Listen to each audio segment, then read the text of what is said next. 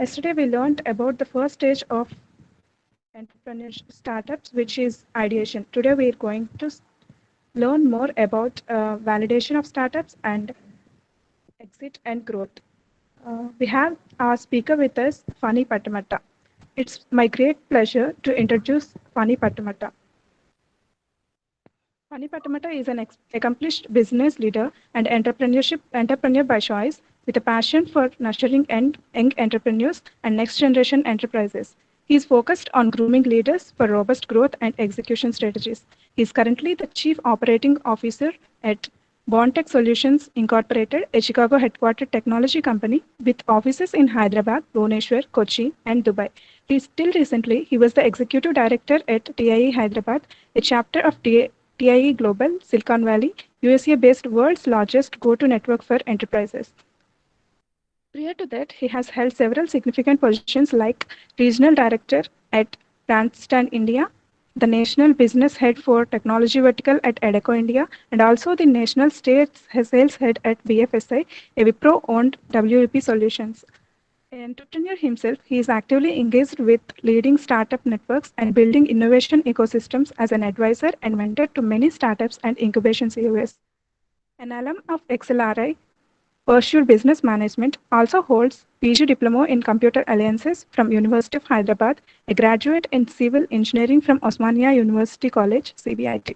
I welcome you, sir, to the session of ADP, and it's an honor for us for you to be here.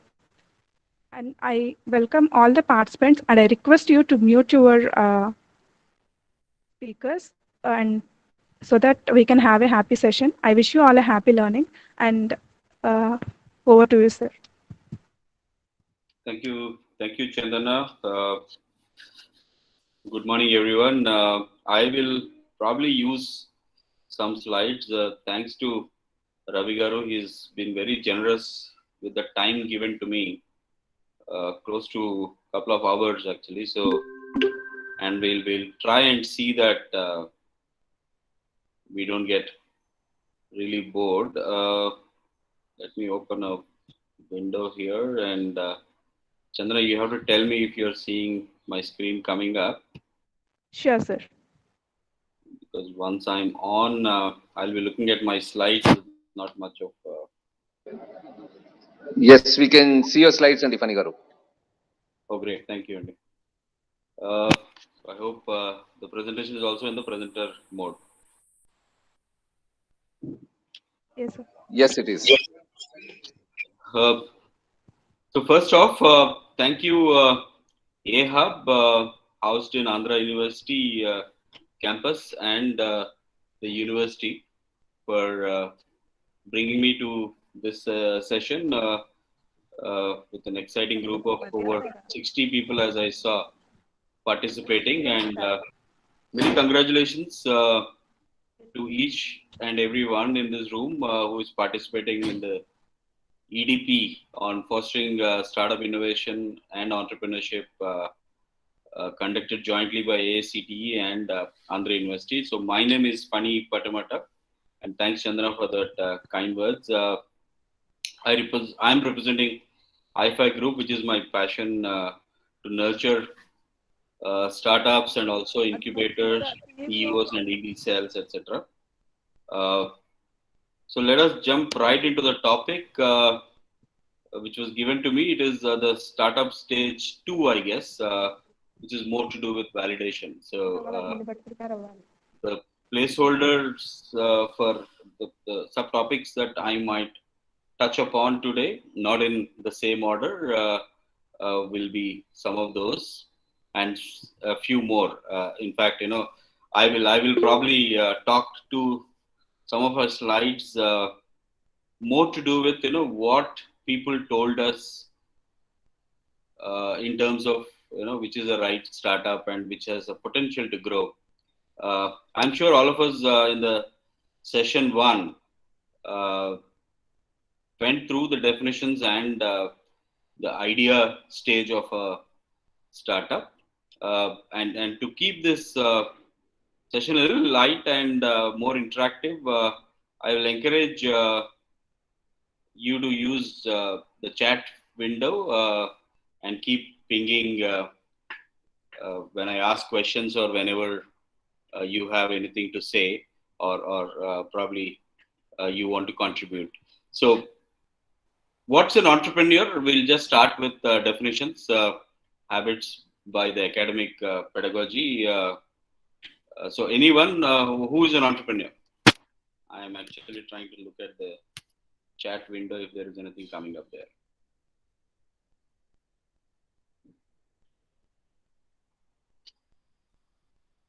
So you can shoot. So what's an entrepreneur as per you? Who finds business solutions to problems, taking risks?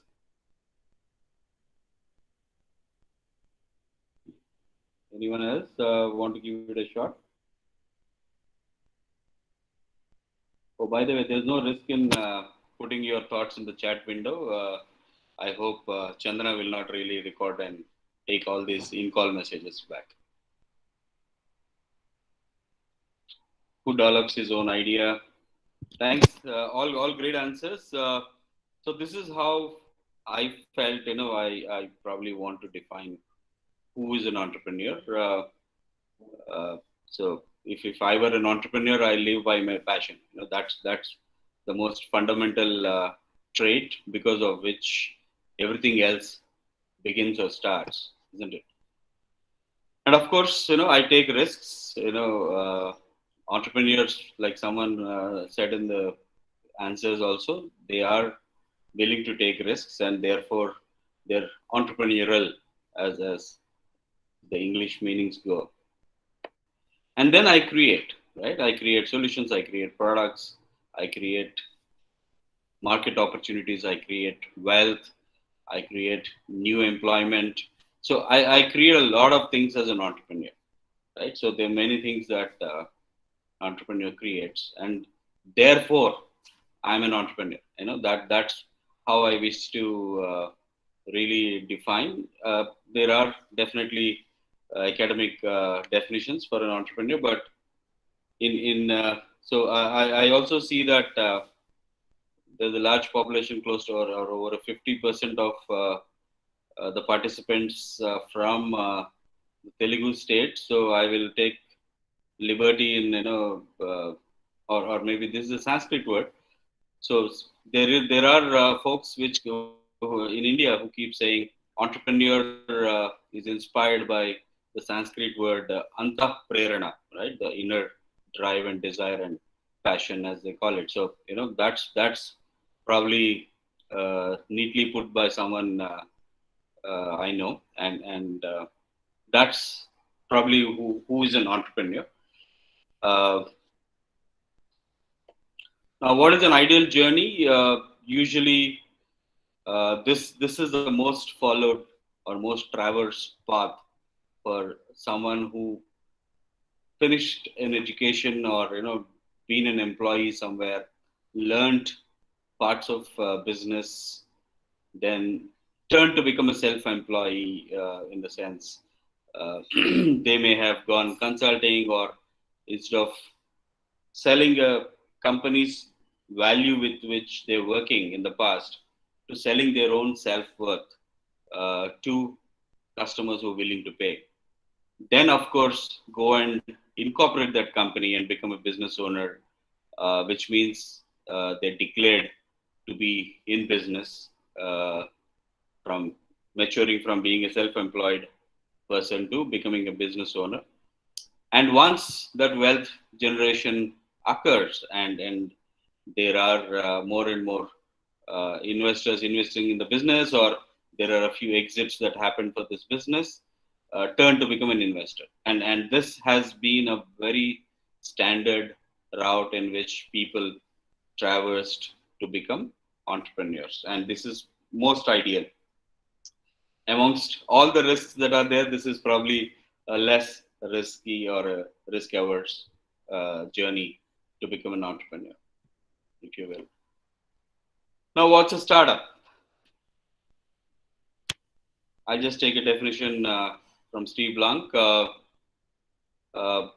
It is a model or an organization formed which is constantly in search of repeatable and scalable business model, right? So that's, if that is happening, then probably the startup is in motion, right? If it's either the orders or the business is not repeating, or the business is not able to scale beyond a particular geography or beyond a particular set of customers, then I think it is still not deemed to be a startup, right? It's probably a one-off consulting gig, as they call it, right? So it is, if it is not repeatable, if it is not scalable business model, then should we call it a startup? That's the question. And this seems to be that company, right? So there is a scalable startup, the business model of which found its product and the market fitment. And then there are certain cash flows, they break even, they become profitable, the execution of the business model occurs, and then it is a full-fledged company in that sense. So there is definitely a lot of journey starting from just that idea to the solution, to the market acceptance, to the profitability, and to become a stable company. And it's a meandering, it's a very long journey. And that's also the reason why an entrepreneur must be willing to take risks and be able to uh, accept that punch in the face, as they call, right? So there are multiple times they'll be punched in the face, and an entrepreneur must be willing to really take it, learn from it, and keep on progressing forward, right? So that's the passion and the grit that is required while execution, right? Okay, now what's business then? There is an entrepreneur, there is a startup, and there is definitely a company that is formed. But what is the essence of doing business, right? It's about selling something or a service at a price or a charge, or there are exchange of goods and services for money, or bartered with other goods or services.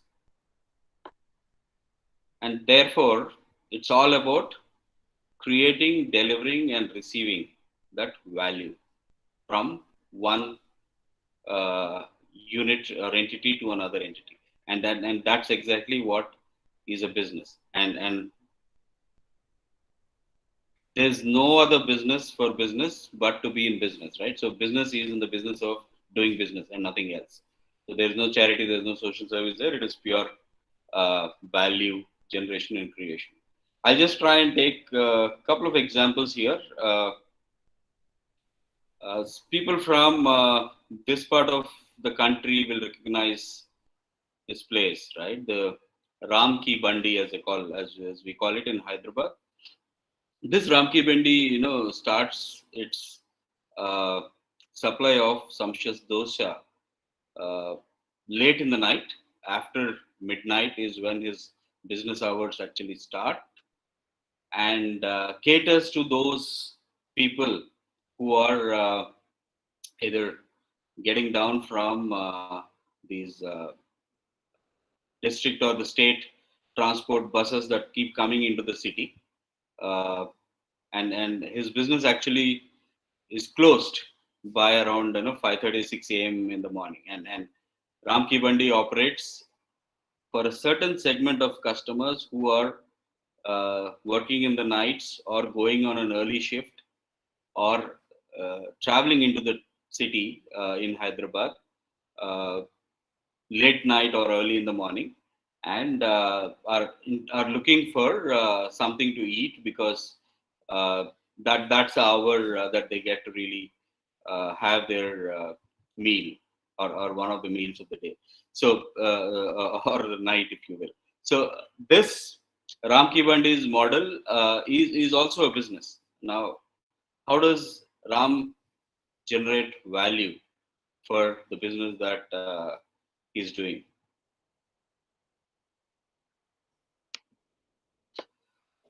So Ram creates sumptuous dosa. Obviously, his ingredients are those batter, oil, the heat, and rest of the vegetables that he uses. That's a product, and it's delivered to the customers who are walking. Mostly every customer, and this is a very popular place. Ramki Bandi is the uh, go-to dukan when everything else closes in the city. Ramki Bandi is still serving dosa. That's how city knows this business unit, right? And the value is delivered by giving the customer the tasty, uh, ready to eat, and hot dosas at the hour that they require. That is late night. And customers, what are they doing? They finish.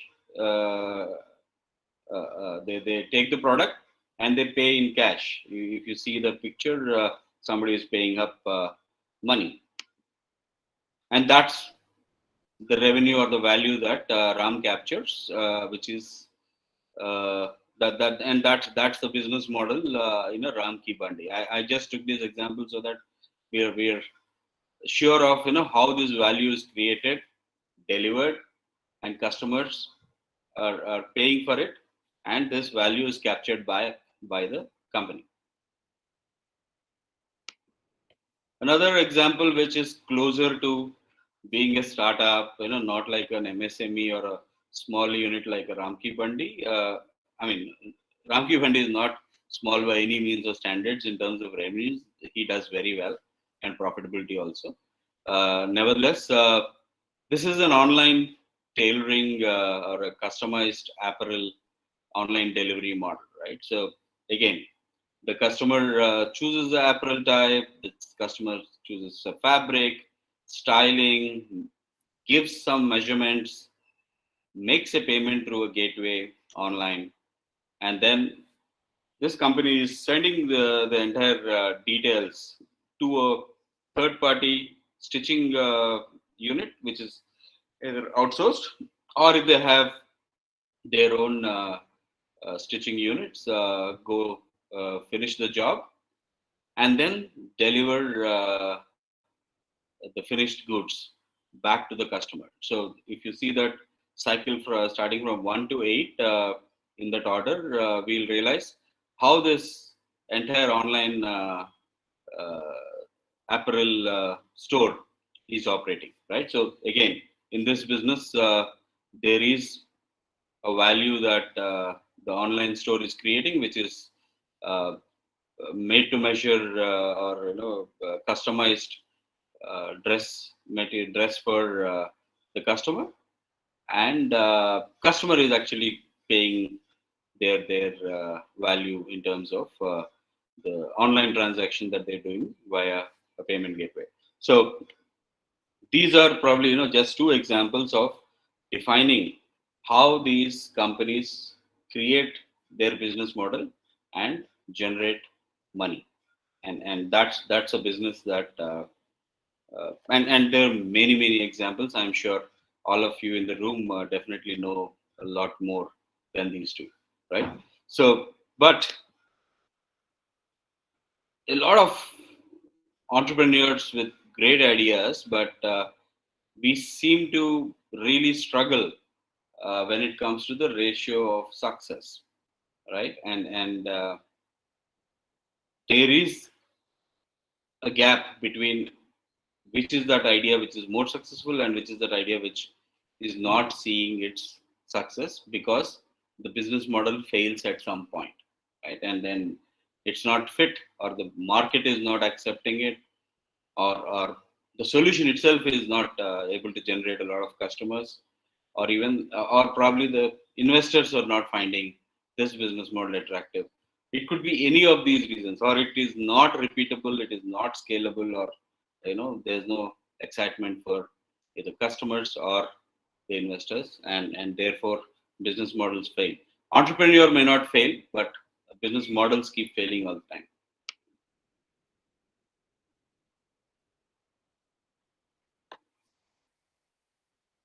normally it is felt and thought, and I also see majority of the participants here are probably faculty in colleges or universities, and who is also meeting a lot of these students with great ideas coming and pitching to them every day, right? So with all this huge buzz and uh, the market that is throwing news at us every day uh, of successful businesses and IPO listings or investments and funding, etc. There are many of our next generation youngsters or the youth wanting to really take the risk of jumping into entrepreneurial bandwagon or the startup uh, culture. So if it is so simple to convert an idea into business,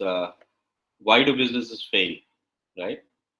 And just be sure of identifying these words I use, the idea, startup, business, company, and which entrepreneur. And these are something that we just defined in the beginning. So business or a business model fails, but maybe, the idea may be good or whatever. There are different reasons why each of these failures occur. And what's required to build this successful startup and convert it into a great business and a company which is uh, exiting well, acquired or listing itself in public markets, etc. So one needs to question and ask ourselves, is it really a bright idea or what? Is it really there? Uh, and how to identify this game-changing idea, right? Uh, because amongst so much of clutter, how do we really decide who is going to be the winner, who really gets those wings to fly more successfully as a startup? And rule number one, all of us know, it's depends on the quality, and quality of what we'll get there in a bit.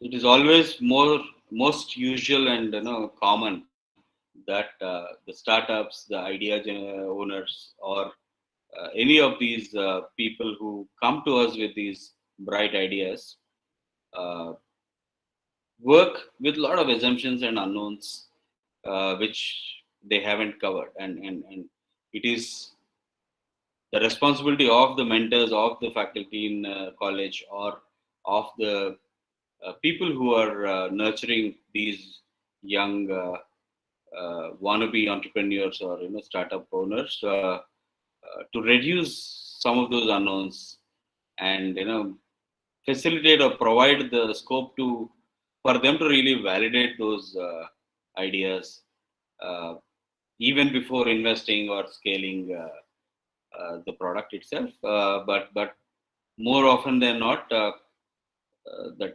iterations and experiments that are needed are required. That I guess one needs to facilitate. To be able to do that, each one of us, who are meeting these young entrepreneurs or student entrepreneurs or even early stage idea owners, uh, one must ourselves think like entrepreneurs, right? It is not just that the idea owner is thinking like an entrepreneur or trying to think like an entrepreneur, but the person validating, facilitating, also must be able to think like an entrepreneur. And what is an entrepreneur? Obviously, who is willing to take risk, who is has passion, and who can create something unique or new or something that can generate employment or new wealth, right? And is that sufficient? It is not just thinking like an entrepreneur that is sufficient, but also one needs to think like an investor. So this, for many of us from academic background, will appreciate, is mostly like one needs to know the examiner's point of view while writing an exam, or when attempting a question paper in an exam. It is very important to know the examiner's point of view while they're asking that question, rather than what knowledge we have or how much of the topic that we studied and memorized, etc. Right? So that there's a big difference and a huge change it makes when the people attempting, the students or the someone attempting a question paper knows the investor, the examiner's point of view. Similarly, when we are evaluating startups or when we are evaluating ideas, we also need to know our investor's point of view. Will this really go through when an investor meets this founder or the owner, idea owner? Will the investor be excited enough? Will there be really excitement in this particular model that is being pitched, or this particular story or the idea that is being discussed? So one is think like an entrepreneur. Will this make money? Will this really have a repeatable business, or can it be scaled? Is one thought process, and the second part is, will there be an investor to really pitch in, or will I be, or will this founder be able to convince the investor to write a check, for this business model or for this idea? So these are the two principles that we use while evaluating every idea, and to check out whether this idea has ability to get its own wings and fly or not.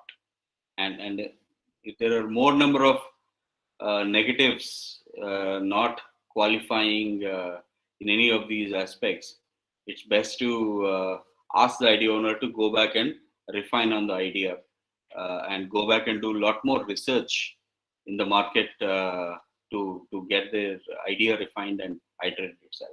So that's how it works. And I'm actually taking this whole thought process more towards the participants here, and how we are when we meet many of these startup owners, and what is our primary objective, and how do we really deal with those situations. Because I was also told one of the objectives is for faculty from different colleges also to get a peek on what it means to be a startup founder or a startup uh, stage that is validation.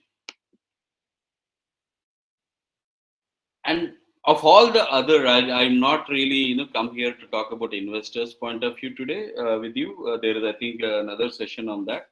But the most critical and most important point of view for an investor is how strong is the team, right? Idea, business scalability, repeatability of business, all of these are one. But how strong is this team, and what is the quality of the people there? And usually a business is a lot more successful if there are three such persona, right? In the line one, if you see a hustler, a hacker, and a visionary. I mean, if all these three, either three individuals or the persona being played by one or two individuals, and a single idea owner is always not very successful.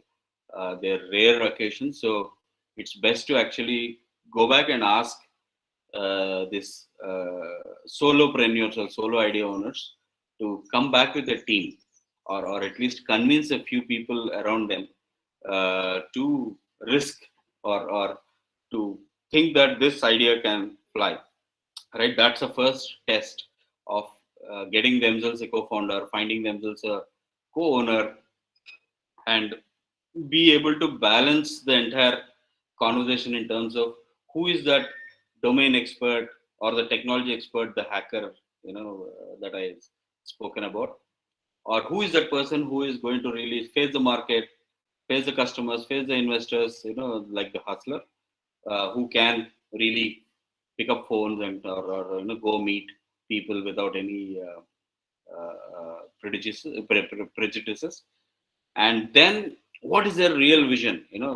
Is the vision clear between the two of them, or they need someone else, like a mentor, like an advisor, like somebody who understands the nuances of the market, the future potential, etc., etc., and be able to balance that vision to them. So unless this hustler, hacker, visionary are part of this startup team, investors may not be interested. So I think that's step one of finding the right co-founders, getting these uh, proper mix of persona into the startup team itself. So if you take an analogy or an example, if there is a technology person who is a nerdy, deep tech, math, science, product kind of a person, and not really so well versed with the hustling of going out, meeting people, talking to folks, or even do a right pitch, in that articulate manner, and be able to convince the other person. Then I think it's a serious requirement for this individual to find a hustler, maybe from, if it is between students, go to a B school or an MBA college, convince somebody who he or she feels is the uh, right co-founder with a good alignment, right, with the purpose, and then bring them along with the hacker. So hacker, hustler, and then the college can always add an advisor, or one of the faculty members can play the visionaries role, at least in the initial stages till they get traction, right? So that gap identification, who is missing, so why that role is critical. I think this is the first co-founder mixture or co-founder uh, alignment that we need to really teach or tell them how to do, because that is the most important point of view of an investor whenever they're meeting a startup team. A solopreneur cannot add up a lot of things which the startup needs, and I will, as we go along, some of those you will find. And then identification of which phase or which stage is the startup, right? So it's I mean, it's a busy slide, don't go by reading or capturing everything there, but each of the phases are important, and at each and every stage there is an inflection point, and investors will look at validating any startup based on understanding which stage they are in, and therefore pledge their money, or bet their risk their funds accordingly. So first it is the founder's fitment, right? We spoke about it, and then the problem and the founder. So just because fintech is nice to do doesn't mean, if none of the co-founders or none of the team members understand anything about it, there's no point getting into it, right? So there has to be some deep expertise with which the team is willing to or being able to scale up to the needs of what the market requires, or just because uh, it's pandemic time, and therefore health tech startups, so many of them keep coming back with many ideas, but you never know, these are already solved, and probably there is a ready-made product which is selling at 10% of their estimated cost of product. So these are usual problem and founder fitments. And then I think in the previous session, we have gone through the PS fit, that is problem and solution fitment, where creating workable prototype, and getting this MVP ready, workable, I mean, a test or a POC done with maybe one or two test customers, and it works, and therefore some of those assumptions that are supposed to be examined in the problem solution fit is conducted and completed, right?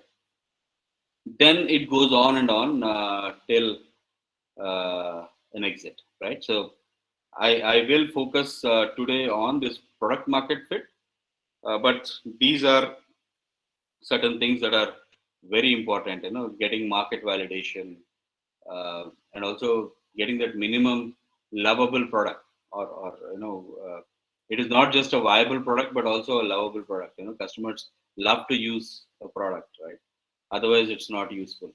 Uh, those need to be validated, and we will figure out what is that process that one needs to follow before they get into. And scale and growth, I think, is probably part of the session 5 after the break. So that's in a single view. What are those various stages, right? So there are about 8 stages that I have tried cracking it up for you, and see if this is useful. Right. So this is something that is already covered, I'm assuming. To build an MVP, one needs to have deep insights about the problem, uh, get their research in order, and have more samples of people telling why this problem is critical and important to be solved, and if they're willing to pay for it also, right? And then, of course, go and design, think a solution, craft an offer, or create a prototype, or something there, and then uh, trial, or POC it with one or two customers to see if it works, and it is solving those problems and issues which were figured out in the beginning of their journey, right? So that's a stage, and then once these are done, I mean, of course, as you see there are going to be multiple iterations. The founders of course keep going back to the drawing board or the workbench multiple times to redo that problem and solution fitment, and then get their best MVP out. Now the next task is to really find those customers, right? It is not just those customers that they have discussed during their research, but also finding those who have their hair on fire. Like Michael Siebel once famously quoted, if your friend was standing next to you and their hair was on fire, that hair would be the only thing they really cared in this whole world, right? It wouldn't matter if they were hungry or suffered a bad breakup or even running late to a meeting, right? So the priority is to put the fire out, right? It's all about what is the most critical problem that somebody is wanting this owner to solve, this startup owner to solve, and that's very critical. If there is no such problem that they find, who, they can't find customers whose hair is really on fire, then I don't think, I don't know, is it to create them? I don't think so. So many of the idea owners come with a problem statement in their own head, thinking that that's the most critical and important problem to be solved. But is it really a burning problem or not? Or are there customers who are willing to buy a solution or a product if it is available? So that's one question which we need to keep on repeatedly asking these owners, idea owners, till they get their solution fitment, right? So if there is high, you know, if a customer's hair is on fire, is it a brick or a hose? A hose pipe with water that we give. ಹೇಳಲ್ಲ ಈಗ ಮಾಡ್ಕೊಂಡಿದ್ದಾರೆ ಹೇಳಿದ್ರೆ better ಸುಮ್ಮನೆ. So I guess someone's microphone is on. So, to find the perfect product and a solution, and to douse that fire out, important to Chandana, is it possible for you to mute someone who's talking? Yes, sir, it was muted. Thank you. So that's I think the most critical. It's not a brick that is a solution for a customer whose hair is on fire. what will they do with it? Break their head or what? So it's important to really, get the hose, which is a perfect solution and not an imperfect solution uh, for a particular problem. And what's the process followed? Obviously, there is a problem. We go and check out if the solution is working, iterate, redefine if it is not working, and then keep pivoting. And this cycle continues till we get the real solution which customer likes and is willing to pay for. So, is there a method? So there is. Someone tried doing some research and told us that at least we need to have a dozen customers who say that they have a similar problem, and they will pay for they will pay if somebody solves it for them, right? And they need a solution for that.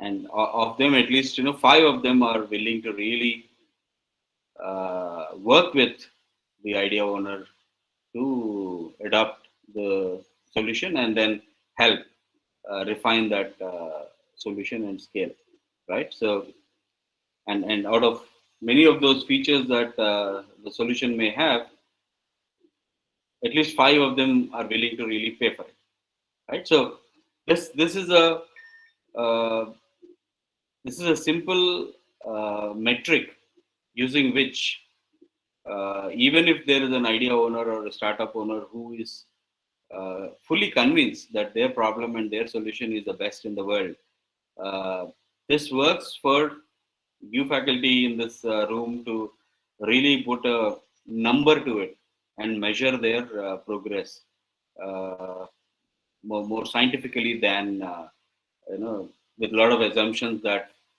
let me put it in front of some entrepreneur and the entrepreneur will decide. It is not required before even bringing those investors, bringing those mentors, bringing those advisors into the play. I think these few checks and balances and these few exercises are good enough to keep pushing these idea owners back and asking them to come back with their refined, iterated solution, which has at least some customers who are either paid for it or at least using their solution. So that's the reason why I put it here. But this is almost like a so getting their co-founder mix is step one. Getting a problem and a solution fit with a few iterations and a few customers is critical and important, so that there is that stickiness on both sides. Otherwise, we see that the founders can disintegrate and co-founders can disintegrate, or the idea owner themselves might lose interest in solving the problem after a while, right? So this is the key in terms of finding those right ones. And it's not about having 100 incubatees or 300 applicants, etc. It is having those 5 or 6 startups which are going through this rigor and really coming out to be able to generate those ideas or those products which are so-called MLPs, right? Those most lovable products. Now, here is another question. So, which of the three is most important? Is it the team, the product, or the market? You can use the chat to respond. Okay, Naveen says team.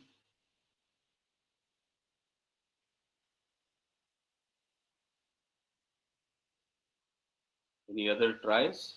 There are 3 options. All. Okay, Chandana. Product. Okay, Vaishali. 3 are interrelated. Okay, Kaushik.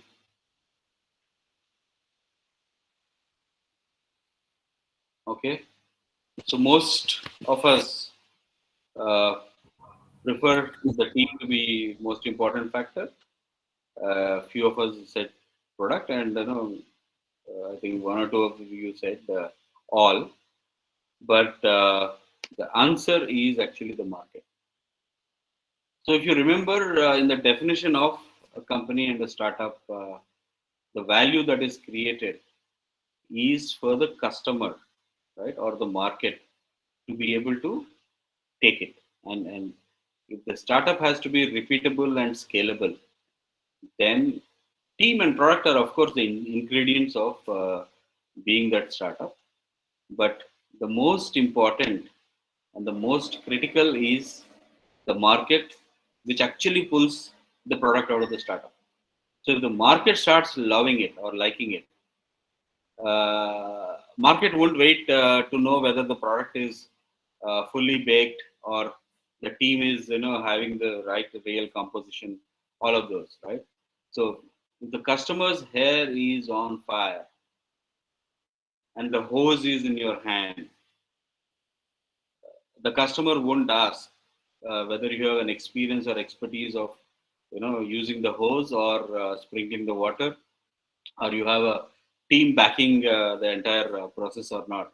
Because the first thing is, please put the fire off and I will pay you for it, right? So that's a difficult analogy, but it is the market that is the most critical and important factor for a startup's success.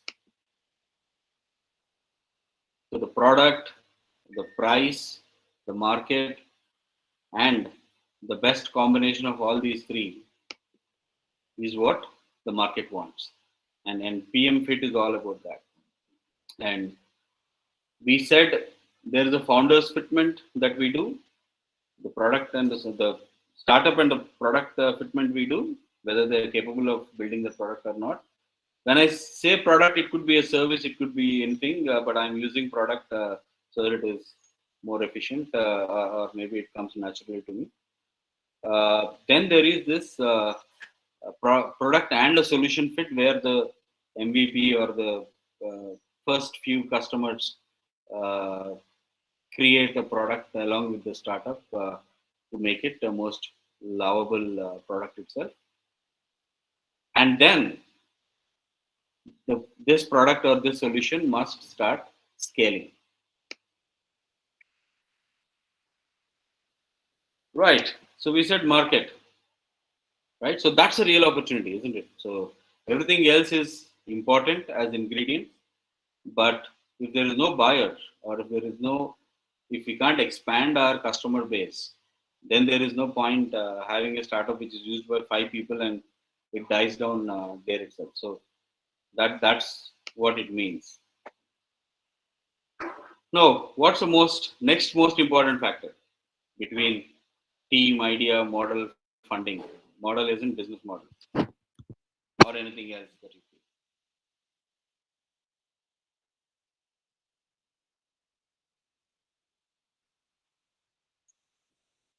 So between, when we say market is important, yes, it is. So between team, idea, model, and funding, what else is important? Okay, okay, team. Tejasvi said idea. I have two more. So two for idea, two for team. So anyone wants to break the myth? Funding. Funding. Okay, that's critical as per. I didn't know your name, sir, but yeah, funding is one answer I have. So anything else? In fact, it's a tricky question. Timing. Vaishali says timing. Yep. So that's as per Bill Gross. Good try there, Vaishali. I hope my other slides are not visible. Who's an investor and an author who wrote a book on investing, studied hundreds of startups which are successful and probably another 100 startups which are not so successful or which failed, and figured out timing is 42% of times more important for a startup's success. and between team, idea, model, and funding, it is as per him timing, because there may be founders or there may be idea owners or the startup uh, entrepreneurs continuously tinkering with their product so much, trying to make the best of it, and becoming late to the market, and by then that particular product is already out and somebody else is doing business, right? So it is always seen in the market. So that product refinement takes such a long time because, and by the way, in one of the previous slides, I've shown the phases of startup, right? Starting from founder fit till exit. It is very important for founders to keep pushing their own traction much faster with a lot of grit to accelerate that progress.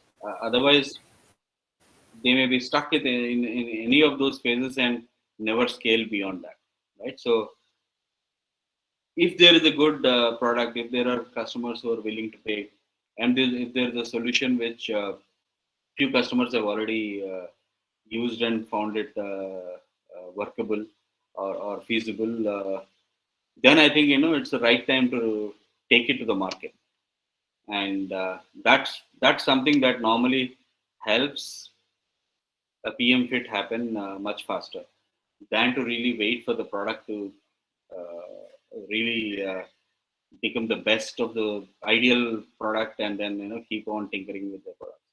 So product market fit happens, and how do we know it? We know it when the demand is much higher than for the startup to be able to cater to it.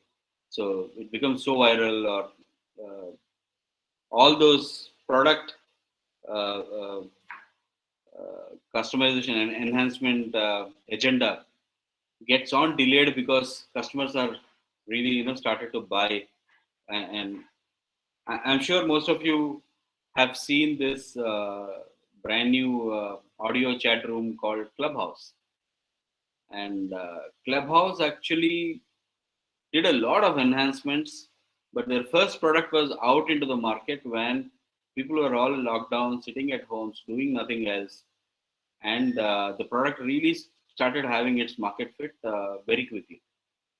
And then of course they went and started adding new features, more enhancements, and changing a lot of other things to make it what it is today. And now they are actually waiting to find its scale. But otherwise, in the first few instances, if you remember, it was an iOS app initially. There was not even an Android version to it, right? And they just launched it into the market. And that's what I mean by saying timing. So unless it is timed correctly and then put in the market, uh, and then the scale happens, and then the rest of the development and tinkering can happen. So how do we know when PM fit is happening? Like I said, demand is skyrocketing, revenues are swelling, and of course, like I said, there's no time for product improvements and enhancements, and the startup needs talent and people all the time. I mean, they're like crazy hiring. So these are few of those indicators which tell that the market is really accepted your product, and your product and a market fit happen. And there's also few indicators which tell us that that is not happening, right? So customers don't see value. They ask for lower prices or something. They really end up negotiating a lot. Uh, Word of mouth is not spreading. People are not talking about it, right? For example, there is this Reliance Meet app that Geo announced and released very quickly, but there's no word of mouth. Nobody. I don't think people have switched their habits from Zoom to the Reliance Geo Meet app, right? So I mean, it's a PM fit that never happened, right? And reviews, nobody really gets a great rave reviews on the press or social media. Selling takes a longer time to close deals. So that's when your PM fit is not happening. So just let me go back once. So if PM fit is happening, the demand is so huge, the revenues and uh, hiring needs are greatly increased, which we are not. The startup is in the catch-up phase, and even product improvements is not happening at the same roadmap that they have. Right, they are actually missing deadlines on product roadmap, but rest everything seems to be happening, and that's what is being business in, being in business. And if it is not happening, we need to pay for reviews, press releases. There's nobody talking about my product. Uh, my customers are negotiating, haggling, and not closing deals, etc. So that's a clear definition, a difference, and indicator of whether PM fit happen, not happen. So what's the unique thing about PM fit? So like I said, launch. Once the product is launched in the market, there's going to be a lot of feedback, there's going to be a lot of noise, and one needs to listen to that noise and feedback empathetically, not saying that I am right and the customer who's giving you feedback is wrong, kind of a attitude should not be there. But you know listen to what the market is telling us, uh, and then if it is required, loop it back, put it get your product enhanced, corrected, and keep pivoting. So that's the cycle which is all about product market fit mantra. So it's this cycle of launch, listen, loop, and that just continues multiple times till the customer is successful, and therefore the entrepreneur, the startup is successful. So if the customer is not happy, the customer is not happy. I mean, that's very important feedback that one needs to listen. So what's that only thing that matters? PM fit. So we said timing is critical. One needs to launch, listen, and pivot. Uh, I don't know whether anybody really gave a feedback to Reliance Geo Meet, but there was no change. Now I don't even see that app anywhere in my uh, Play Store. Uh, and then there is this market which defines the success of the startup, and one needs to be careful, listening deeply and intently with empathy, and make those changes and keep communicating on a continuous and regular basis to your customers. And of course, it requires to have a sound business plan as well, right? So that's when uh, it, a product which found its market fit moves into its next stage of scaling. So first, the product founders fitment, get the right founders mix, co-founder mix, problem and solution fitment, where the uh, solution is validated by a few customers who either paid or agreed to pay, or at least bought one feature from us. And then the PM fit by way of putting into the market and launch, listen, loop, pivot cycles, and those validations and experiments. Uh, then it is the growth, which is optimizing and getting more revenues, growing and hacking the growth by way of expanding into different markets, different geographies, or different territories, etc. So that's the next stage of what it is. Okay, so one more question here. So what's market in one word? Anyone can answer. Use your chat window.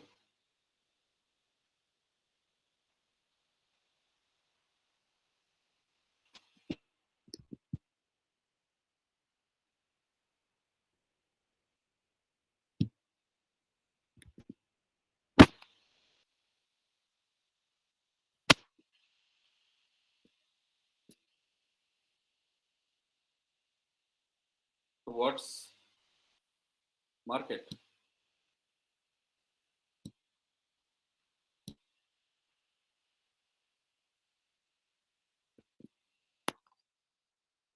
Platform, it pulls a product, okay. Business platform.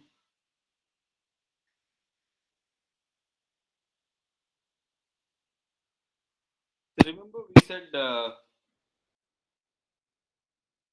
somebody's hair is on fire, the customer's hair is on fire. Market is a pain, someone who's actually having the pain, right? And that's the customer, that's the market. And the important thing is to identify who is or who which are those segment of customers who are pained because they lack something in the existing solution, or they lack something which is not convenient or useful for them. So what's product then?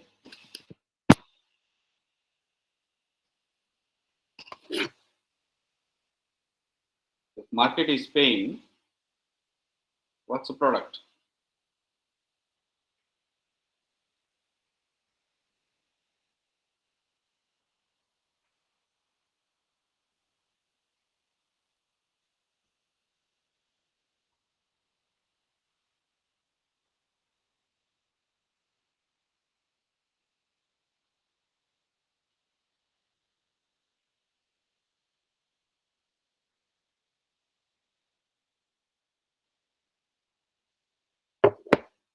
Solution for the pain, requirement, customer demand.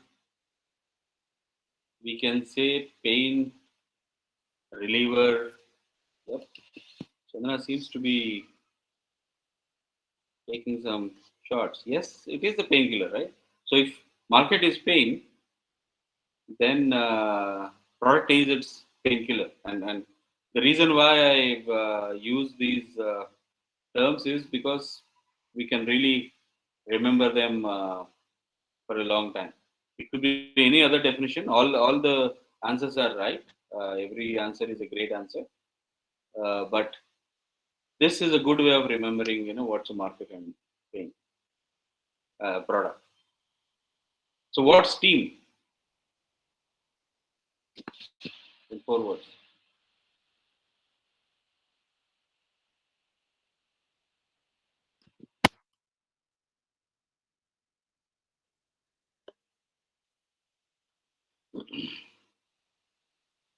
Right? So that's an acronym for team, and this is something that a startup team definitely requires, uh, and they have to. The startup must be looking at whether this is happening, not happening, to be stable as a company. So I don't know how we are doing on time.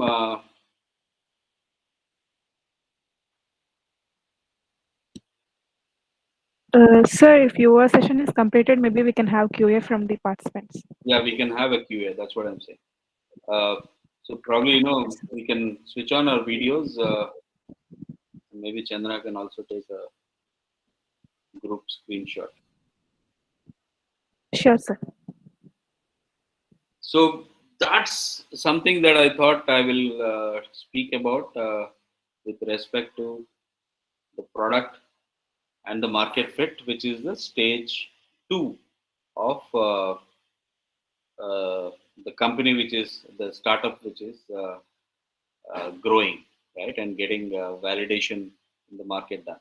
So anything that I missed, or you feel there's something that you want to know further, you can open your. I think they can everybody unmute Chandana if at all they want to talk. Yes, sir. Everyone can unmute. Okay, so you can actually access your mic to ask a question.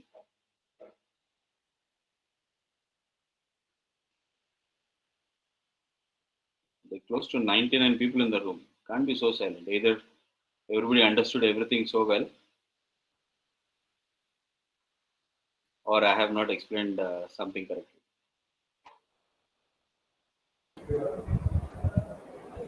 Hello, sir. Good morning, sir. Good morning, sir. I'm Dr. Ravichandran from Coimbatore. Oh yeah, good to meet you, sir. Coimbatore. Yeah, I lead head entrepreneurship development cell. The explanation from the startup, from the marketing and everything is a lot. You learn lot of things from you. Thank you for your wonderful. Okay, sir. Thank you. Thank you.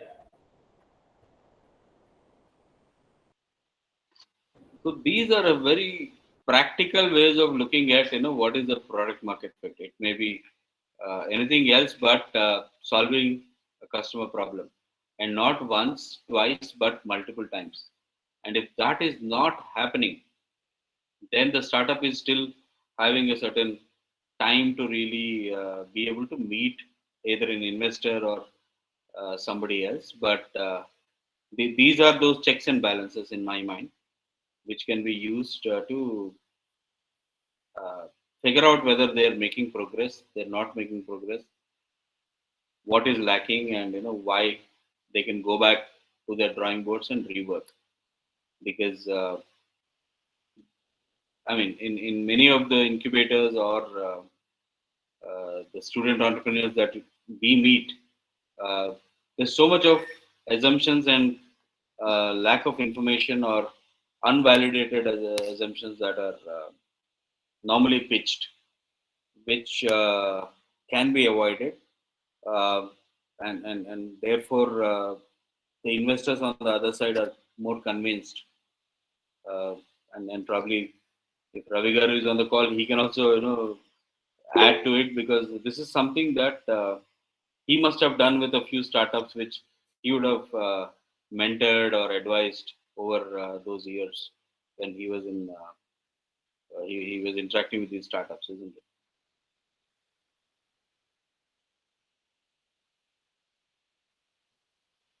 So any questions there? Because the next session we I think have a break of 20 minutes. Uh, Yes, sir. right Uh, now it is. this session actually will be till 11:30, sir. From 11:30 to 11:45, we have a break, sir. I know that's what I said at the beginning, Chandana. You guys are Yes. very generous with the time that you have allotted. Uh, so there are a few things that we will do. I will try and go back to this definitions which I avoided, and as a recap once again.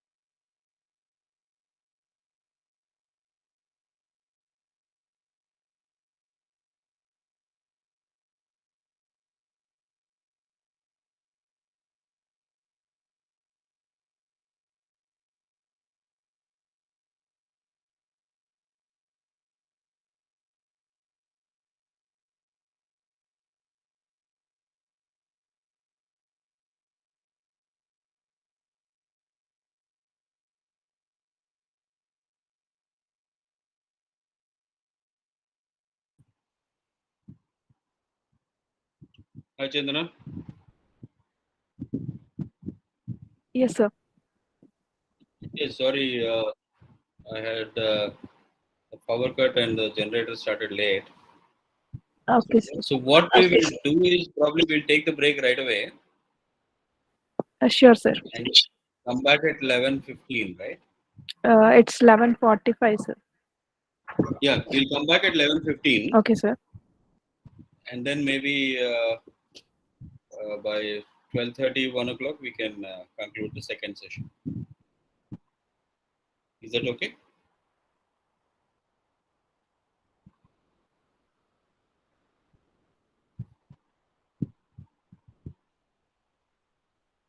Chandana, are you there? Sir, okay, sir. Her connection is lost. Okay, sir. Yeah, yeah. So we'll come back at 11:15 once again into this room. Okay, sir. Sure. Keep it running. You can, and then we'll start at 11:15. Okay, sir. By 11:15, we will start new session. We'll start the session 5. Okay, sir. But that's when I will also do a recap of this session once again. Okay, sir. Sure, sir. Thank you. Thank you. Thank you.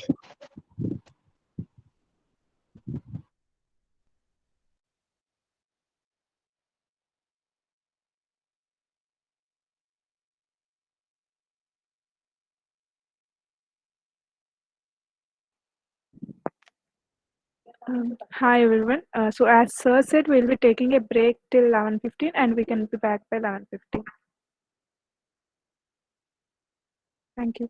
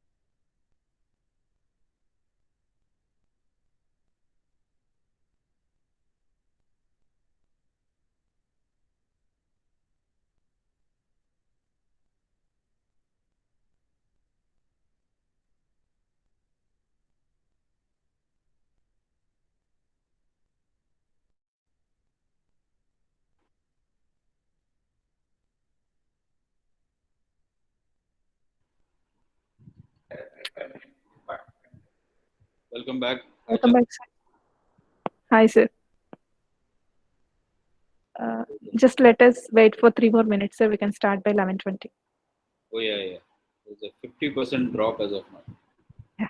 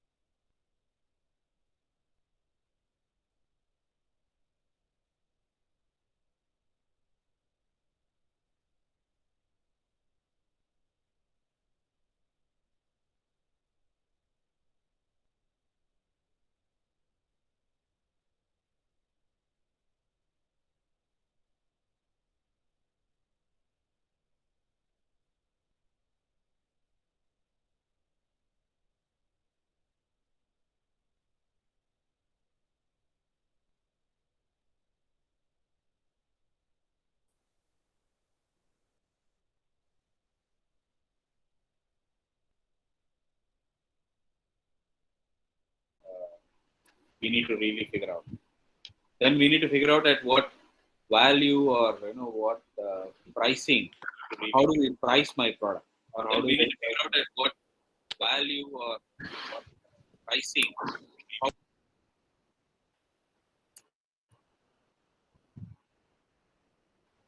Abhimanyu raised a hand. Sir, I have a query. Sometimes a word is used. Sir, am I audible? Sir, I have a query. Sometimes a word is used. Sir, am I audible? Yeah, Abhimanyu, you are, but let me try and mute myself. Yeah, Abhimanyu, you are, but let me try and mute.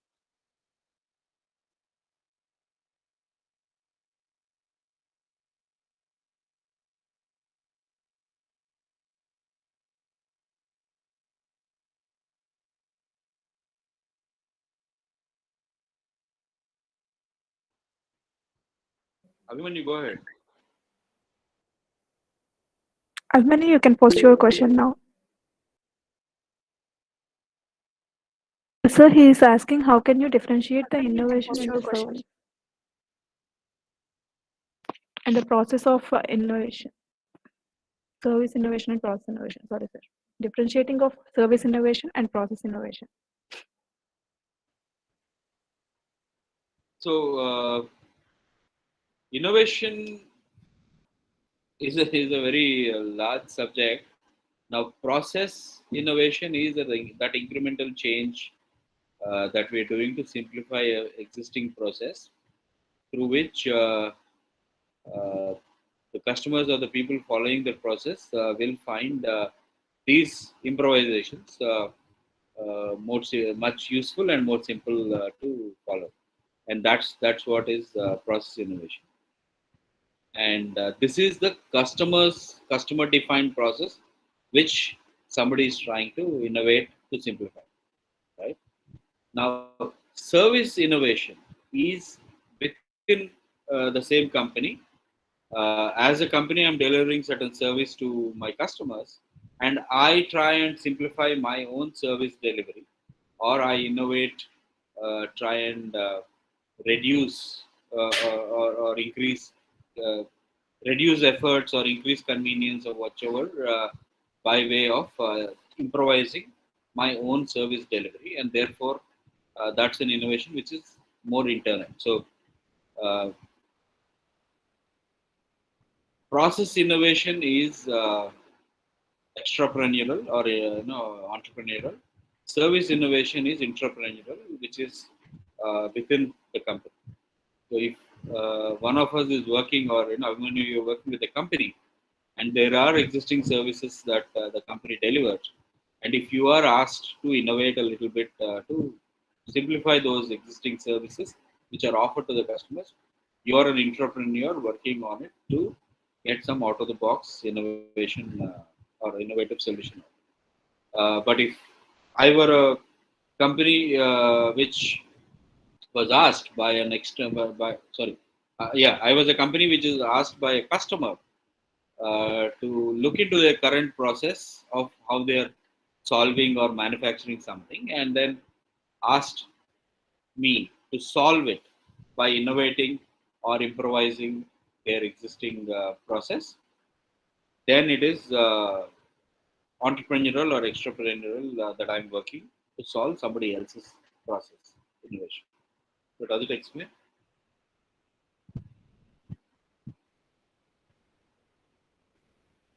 Right. So that's more on innovation, but we'll come back to pricing. Uh, so pricing is based on so the most lowest on pricing models is the cost based pricing.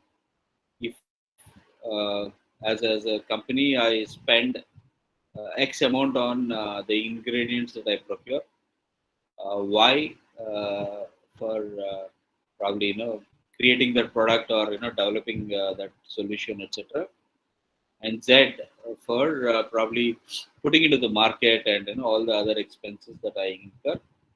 Uh, then X plus Y plus Z and a delta A of my profit that I wanted to add, and then sell or price my solution or the product in that manner. That is what it costed me plus my profits or margins. Whether 8%, 10%, 12%, or 25%.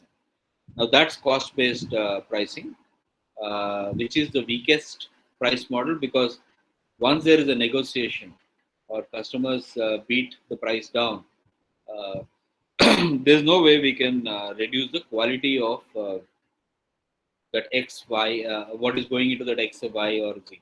So therefore, uh, companies usually get into bleeding at some point because their pricing strategy is cost-based. Now, there's another pricing model which is competition-based pricing. So for the same product or a service or a solution, competition is charging, say, X value, X price, and I, as a company, is adding some two more features to it, or one or six features more to it, and therefore I do a X plus delta X and put my product into the market. Now, whether it will work out, doesn't work out in terms of the company making margins or profits is based on how sorted are my supply chains, the procurement, and my cost to serve, because the competition may have priced it uh, based on their own internal costing or whichever, and I may not have the same suppliers, the same uh, people, or the same overheads at my end, which might make my price competitive in the market, but at the same time not very uh, sound if I am not able to meet that profit margins. So investors may not really love it. Now, the third model, and which is the best one, and that's also probably why it's on the top, uh, is the customer value based pricing. Now, what do I mean by value based pricing? It's called actually profit pricing for profits. And what is it? It's a full course in IIM Ahmedabad. I think it's a 2-day module, or 3-day module.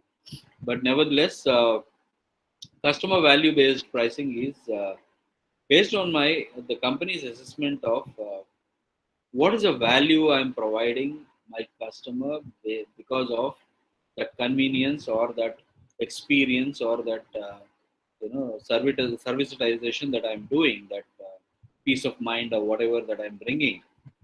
How much is the customer willing to pay for it? So it means if customer spends say 100 rupees, and because of my product, their the value, the perceived value is that 100 rupees. Now, I can charge anywhere between 95 to 100 and customer will still buy it. Or I can charge anywhere between 80 to 85 and customer would jump out of the seat to chair to buy it, right? It may have costed me only 50 rupees or 60 rupees, doesn't matter. Or if it may have costed me only 10 rupees, who cares? So it is all based on the value that customer is perceiving by using that particular product. Case in example, the iPhone, right? The Apple products. They the most expensive phones, almost. Uh, and why? Because it's based on value that the customer is perceiving, or the love for the product the customer is buying for, and it is nothing to do with what is their actual cost of manufacturing, or plus their cost of shipping and plus their cost of this overheads of people, etc. So there's no such calculation in it. It is pure play uh, value that customer is perceiving, and therefore it is priced. And how does Apple know whether customers are perceiving that value or not? Based on the sale that they do, right? If they're selling less, there's a and I'm sure if some of you understand how Apple always launches its new products. They launch sometime in the month of September.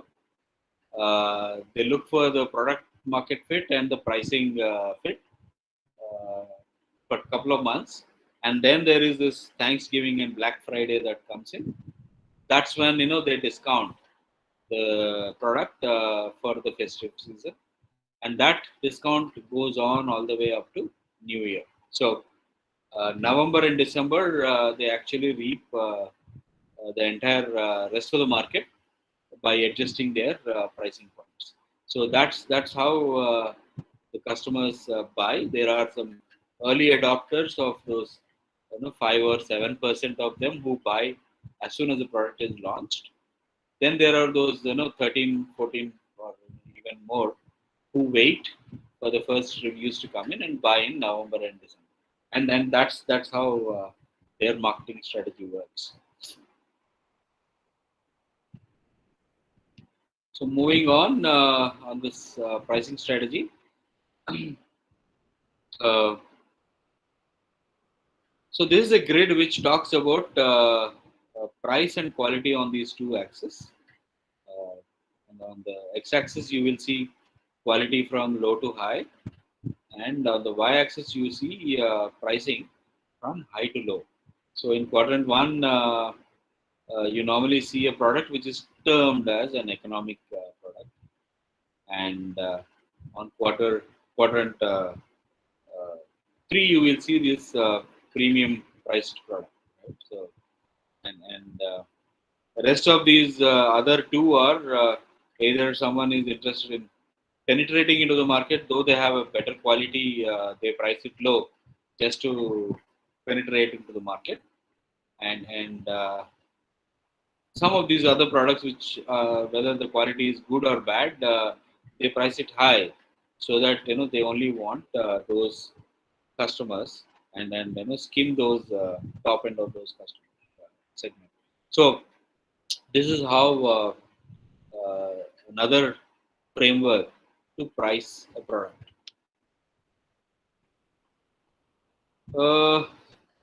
Some examples. All of us know MailChimp.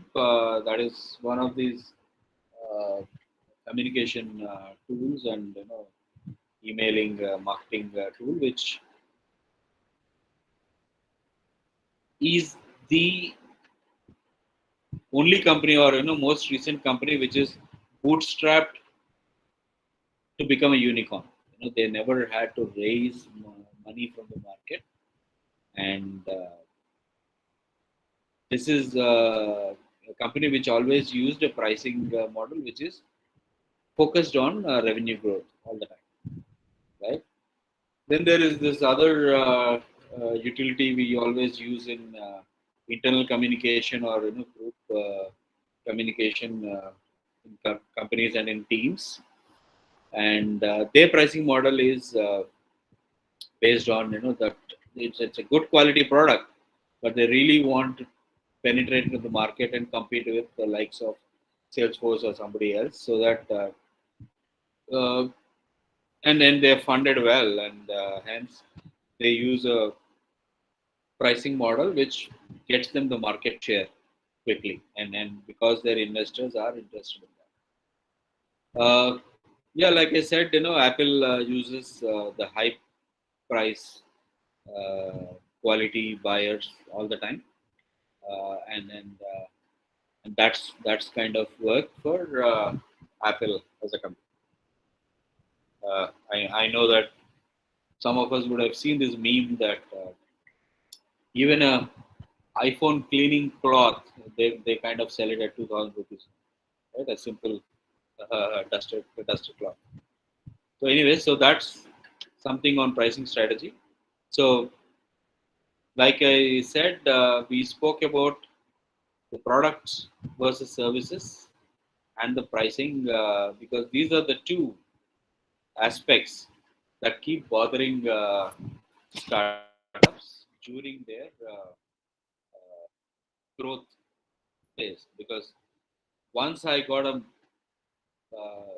good set of customers who are buying from me, and I have received repeat customers and who are loving my product or services, that's a time when companies usually get into this sales maximization and also expansion of geographies, etc. That's a time we normally use. We require that's a stage in which founders are stuck, trying to make a decision on how do I price my product. If it's a new geography, should I use penetration as my choice, or skimming as a choice? How do I really uh, communicate to the market based on my pricing, or do I really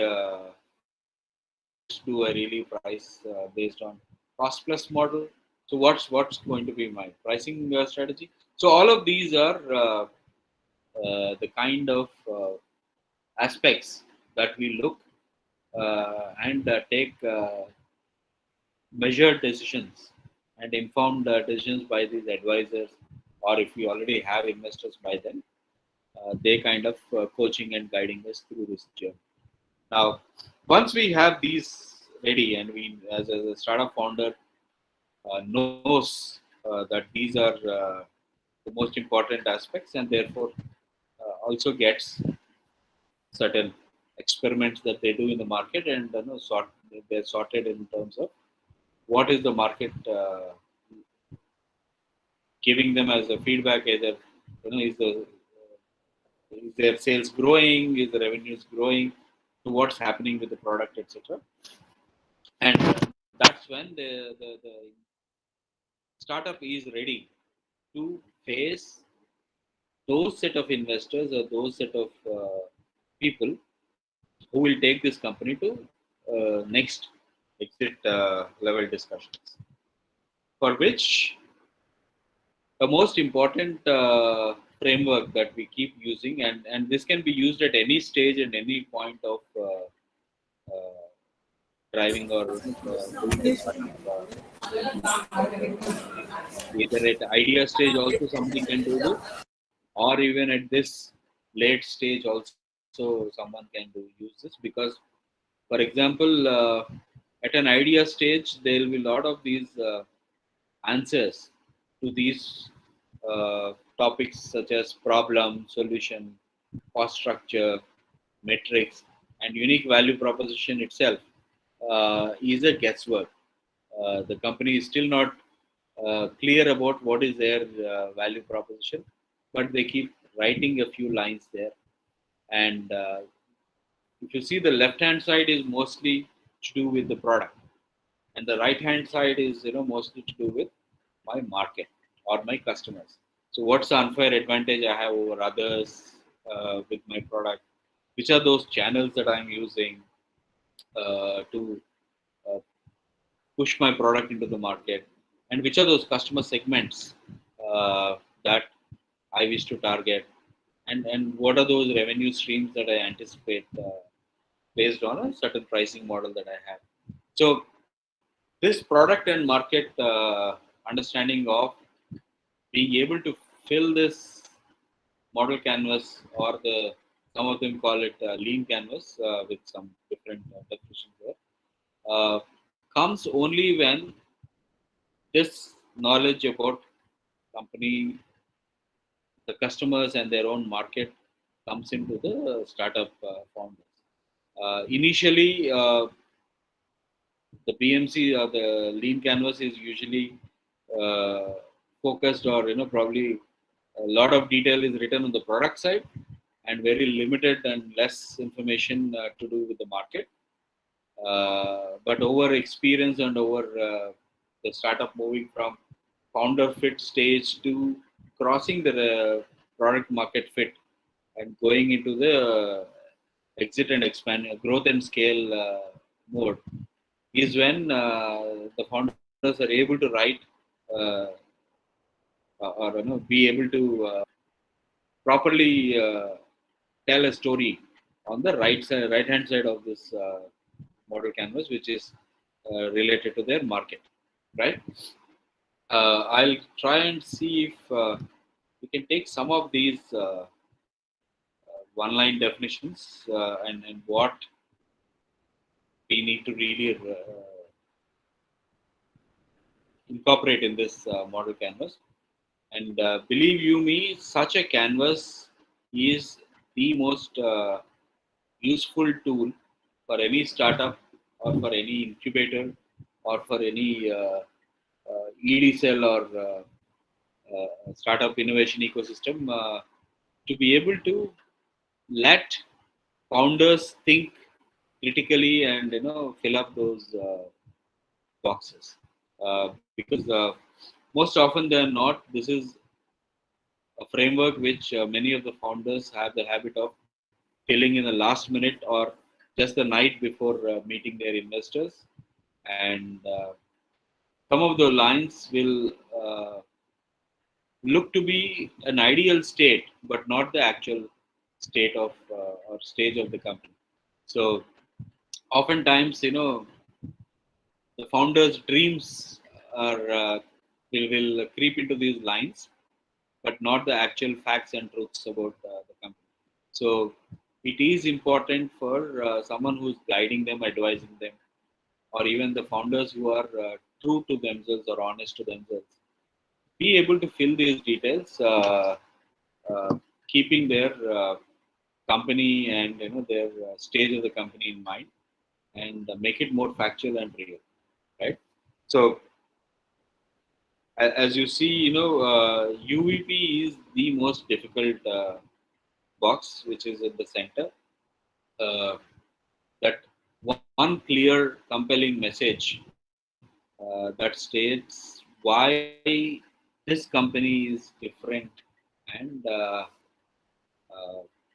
their products are worth buying, right? So that is something that we find many of these founders struggling with, because that also stems from a lack of that time or efforts that founders give to be able to listen to their customers quite often. So founders don't go back to their because of the operations and because of the interrupts that each one of them have on the ground that they're solving on a daily basis. Founders tend to move away from their market, which is not a good idea. And even if at a personal level, also someone comes and asks me, what is that one value you bring to the person that you're meeting, the other person funny, and I will definitely struggle to get a right and a compelling message, to write a compelling, clear of myself. So why does it happen? Because if I'm not listening to the people on the other side and not really feeling or sensing what's the reason why somebody's either talking to me or giving me business or meeting me or listening to me speak, etc., I would know what's my individual work, my individual capability, or what is that value that I'm providing uh, to the customer, to the person I'm meeting on the other side.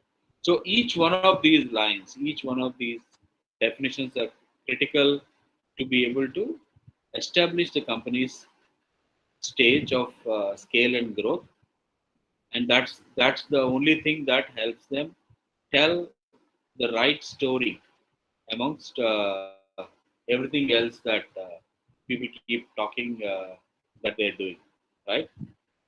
Of course, the business plan has some of these key components which the team has to prepare and keep ready, and with each meeting that they do with either investors or advisors, these details are revised, and they keep going through iterations. But that is a good sign, because remember, a company at this stage, which is selling to a lot of customers, hiring a lot of people, meeting many investors, talking to different segments and strata, or even doing a lot of PR exercise of giving interviews, etc., uh, is constantly telling the narrative or the story of that startup, what it does, and why only this startup can do it better, and what is that unique differentiator, uh, and therefore how the customers, if they are customers they're talking to, must pay and keep continue to buy, or if it is investors that they're talking, must invest and wait for that those returns and investor those profits, or if it is an employee or a potential hire, why the person should join the company and be a part of the journey of associating with the most successful startup on earth. And if they are talking to press, obviously they need to give these forward-looking statements to attract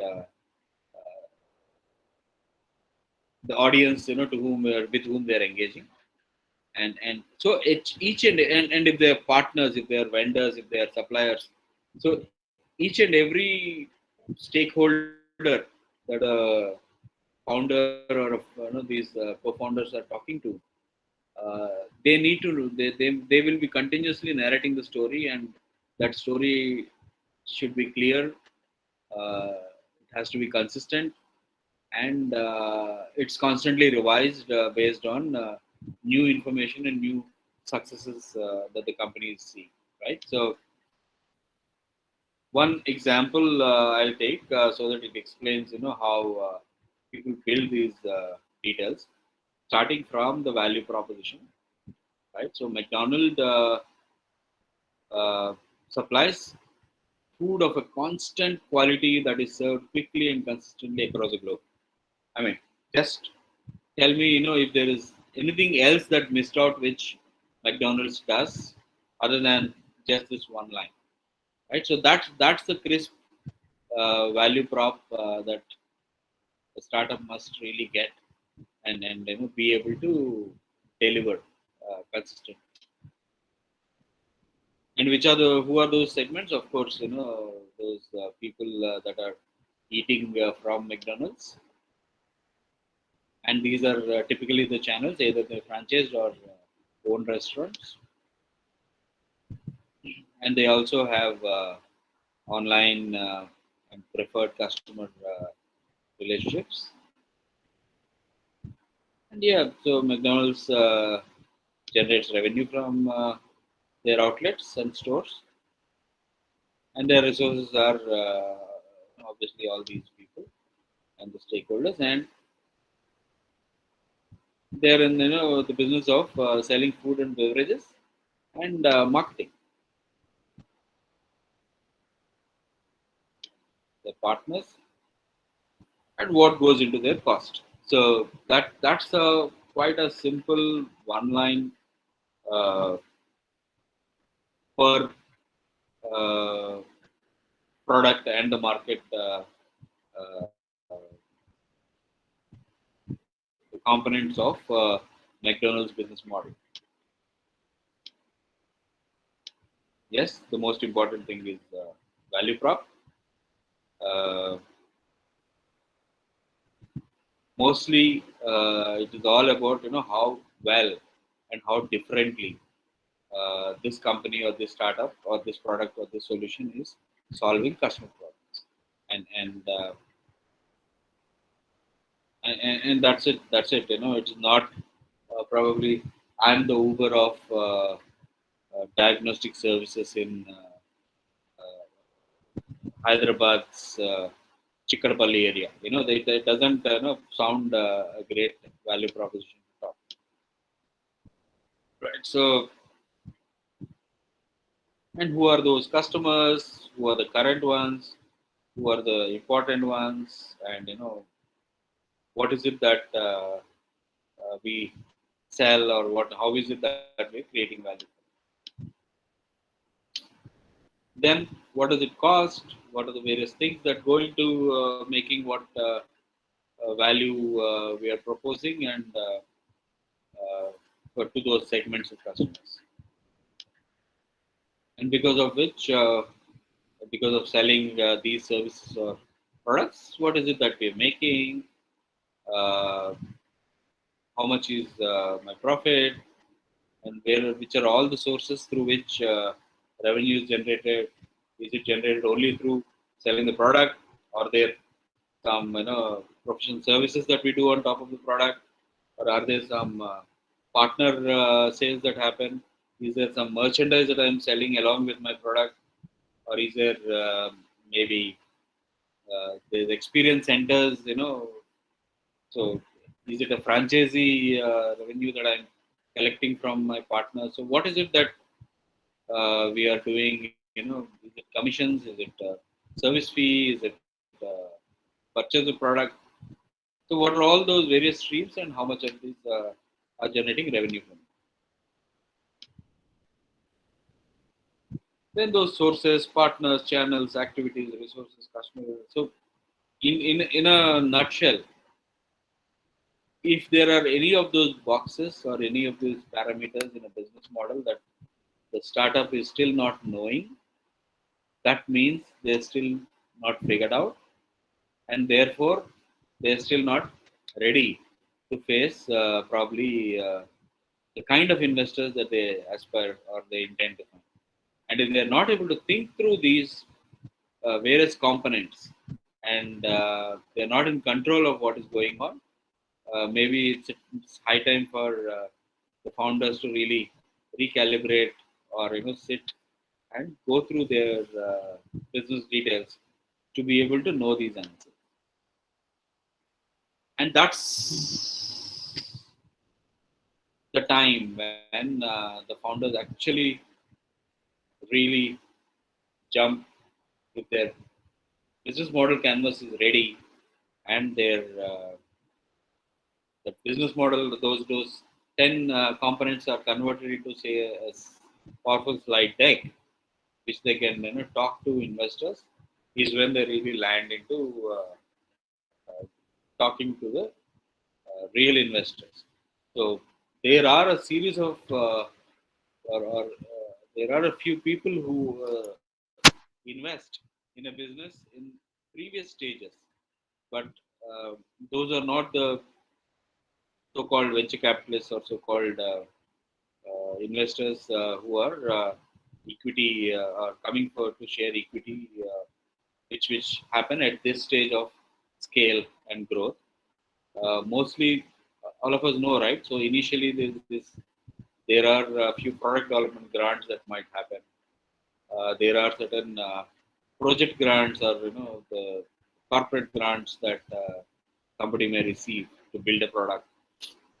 There may be initial, friends, family, or fools, right? The three Fs who will raise the first level of funding. It could be equity, it could be debt, it could be just a hand loan, whatever.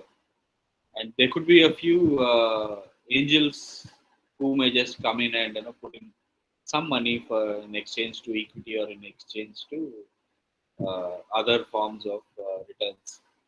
So all of those will happen till such time the company is either getting its founder fitment happening or getting its product solution fitment happening or a product market fit happening or even different other validations that are happening within the company. This stage occurs only when the company is really mature and looking to expand, grow, and get more investment so that they want to scale much faster. Right. So that's the stage at which one needs to really jump into that unknown territory of looking at a promising land somewhere. So that's when we normally call somebody is doing a pitch or an investor pitch or a investor demo day or the multiple names to it. But it is mostly about telling a story and persuading somebody to write a check uh, in exchange to something else.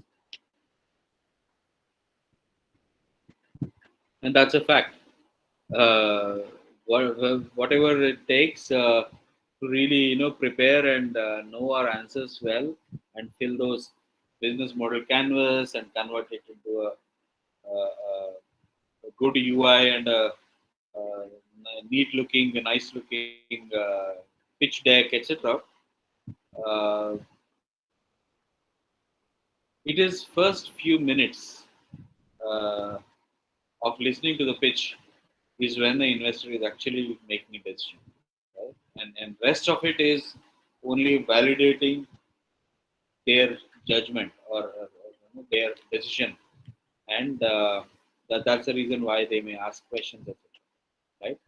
So they ask a lot of questions because they're trying to validate their own decision, either to invest or I mean, if they are not interested in investment and they don't ask a lot of questions and waste everybody's time. But the,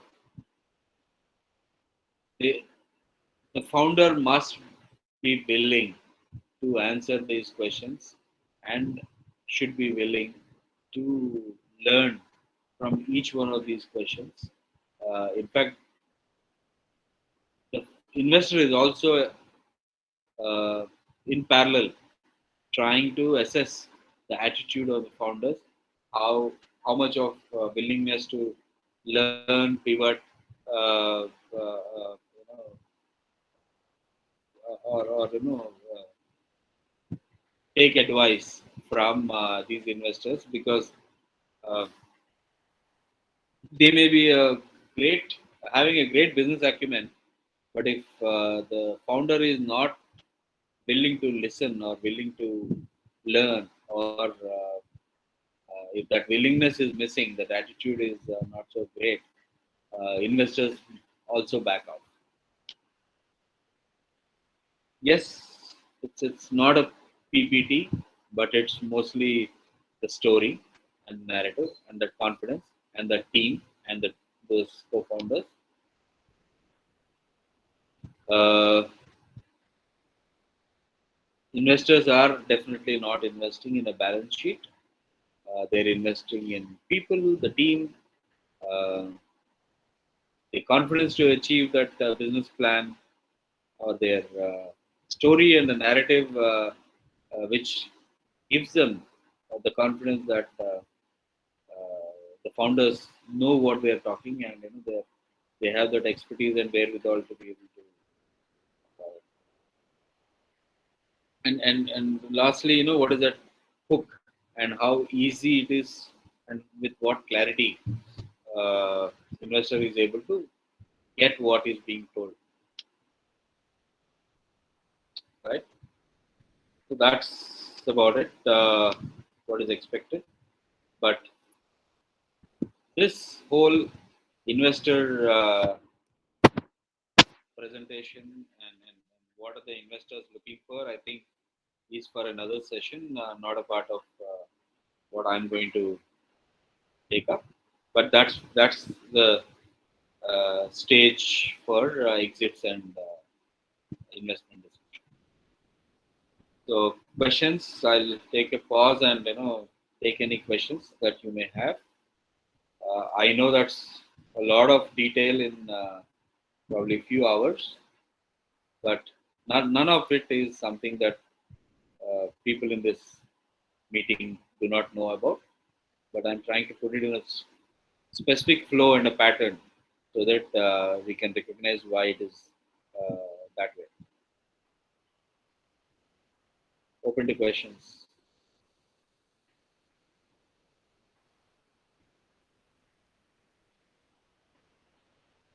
Is there anything in the chat? Somebody already thank you. I hope they are still in the call. That was for the clarification he has given, sir. Oh, okay.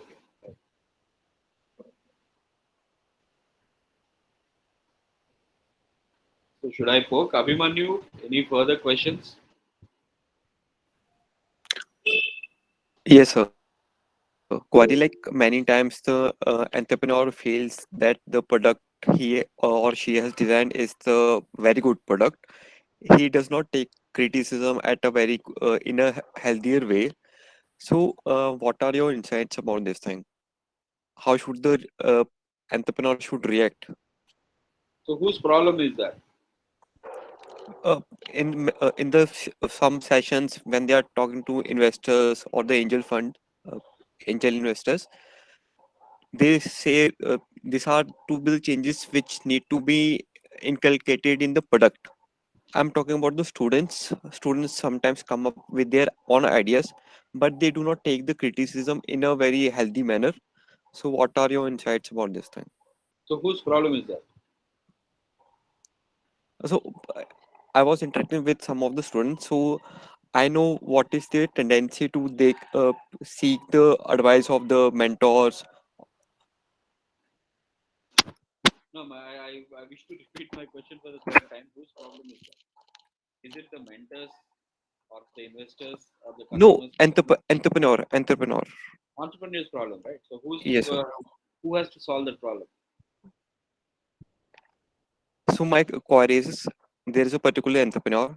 He feels like he's of the opinion that the product he or she has designed, it's the best fit for the market. From the industry side, industry people have a better knowledge how the product actually functions in the market. They give their opinions based upon their expertise.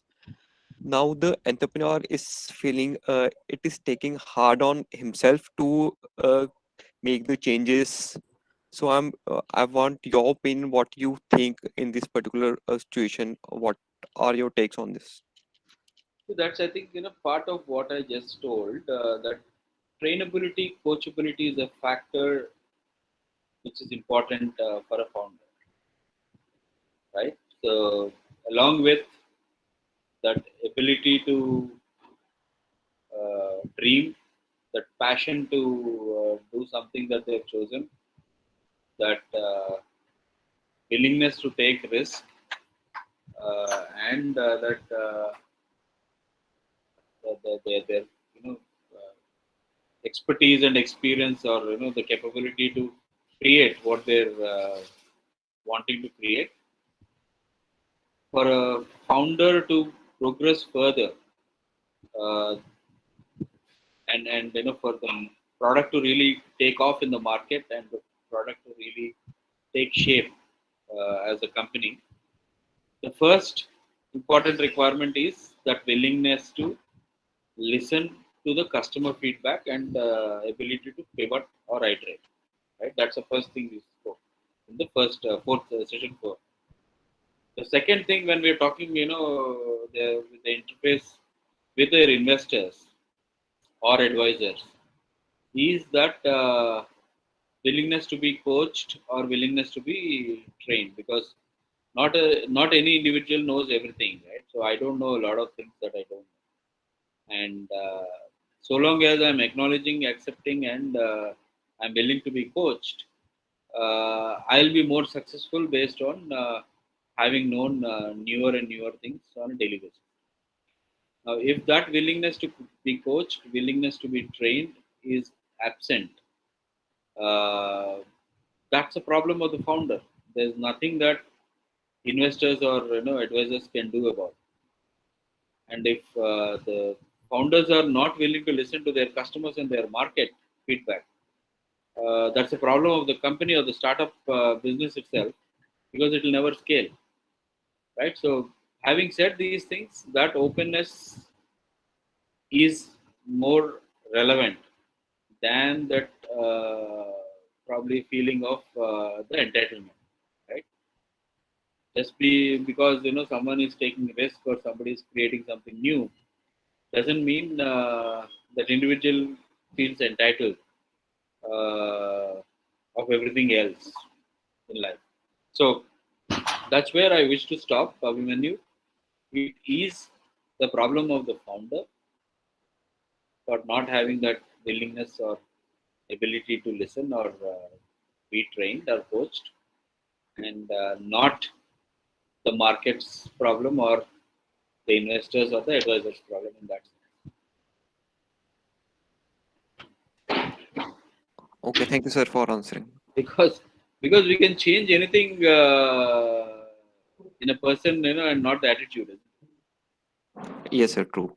So there's nothing anybody can do about it. So it's only for the individual to be able to learn. It might take a little late for them, so be it.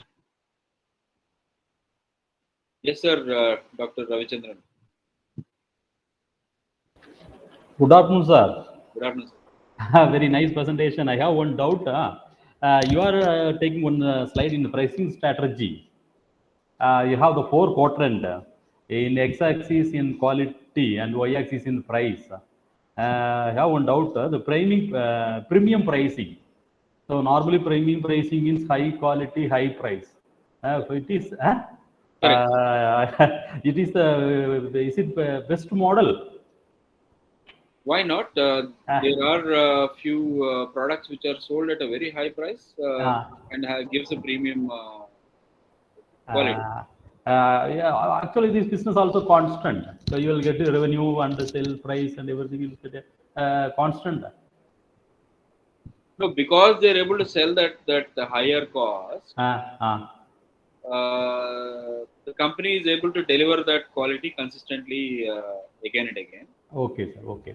And see, it's like this, sir. If the company has to be a unicorn, right? So which means $1 billion in a year.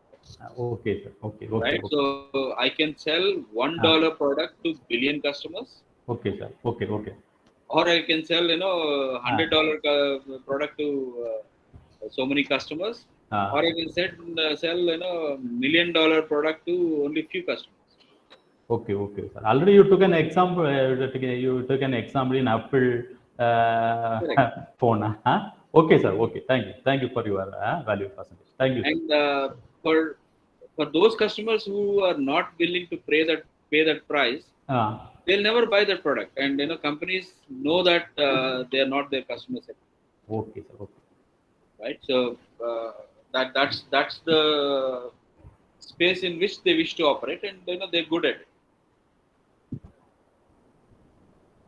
Okay, sir. Okay, sir. Thank you, That's the choice, isn't it? Thank you, sir. Thank you, sir. Yes, Naveen.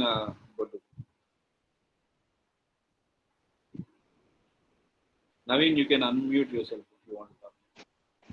Sir, I posted my question in the chat box. I will also ask here.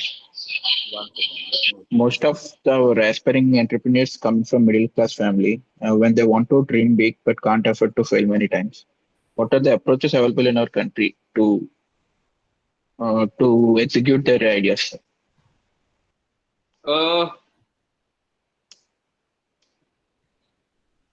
So the tricky question. Fundamentally, tell me one successful startup entrepreneur you heard about very recently, or at least in the last 4-5 years, who's not come from a middle class family.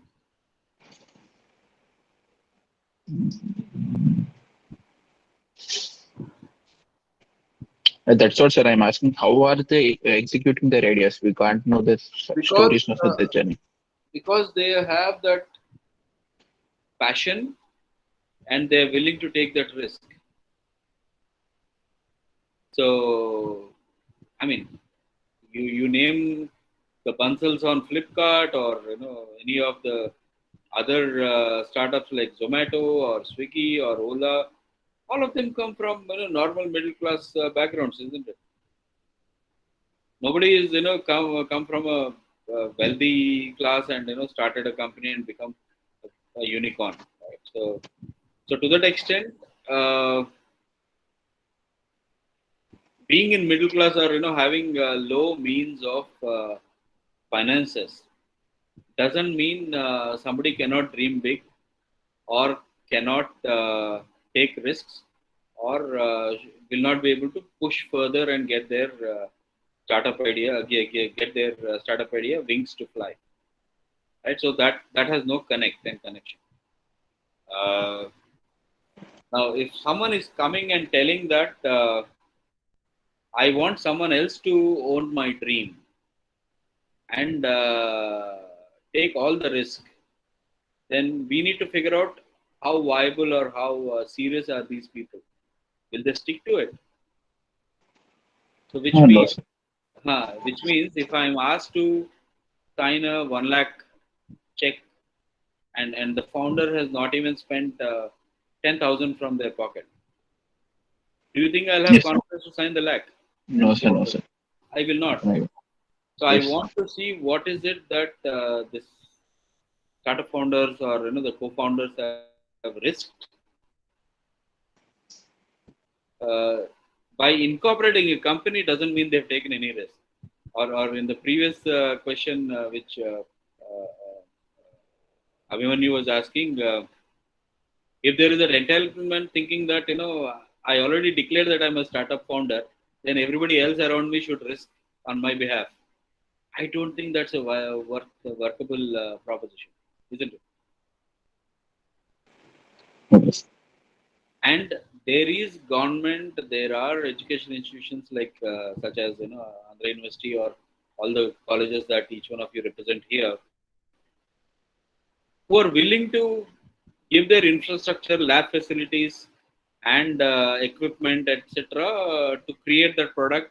And also, there are certain government grants and other grants. I'm sure someone else will speak later on in the sessions, which are willing to fund that prototype development or product development efforts. But taking it to the market, putting it in the market, and getting their customer validation sorted is all, hard work. And that's what in my product solution fit also, there was one slide which said, if you don't get 5 paying customers for your minimum viable product, then there is no game. Right? So getting those 12 customers to accept that if their problem is solved, they're willing to pay. And those first 5 trial customers who are actually paying, it may not be the full cost, but at least some money, right? Just to keep myself occupied, just to keep my engine moving. Now, that's what it is. And there's nothing to do with their backgrounds. There's nothing to do with their low means, and there's nothing else to do with that entitlement in my mind, Naveen. Okay, sir. Thank you. So, if the product is good, if the solution is right, and if there are few validations from certain people, and there are other customers who are willing to buy, then why do you need all the money? For prototype development, for the product development, there are few grants and funds that are available. But even there, one needs to be able to convince, the grantee of putting that money and that unique solution, and then there's a lot of parameters there itself. So it's not easy to even get such grants, but there are grants. Yeah, I think Abhimanyu put some names there. I'm sure there are multiple of them.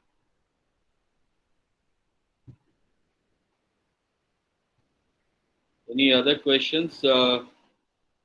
Madam Chandra, what is the time? How are we doing on it? We still have 1 hour more left, sir. I think Abhimanyu has one more question.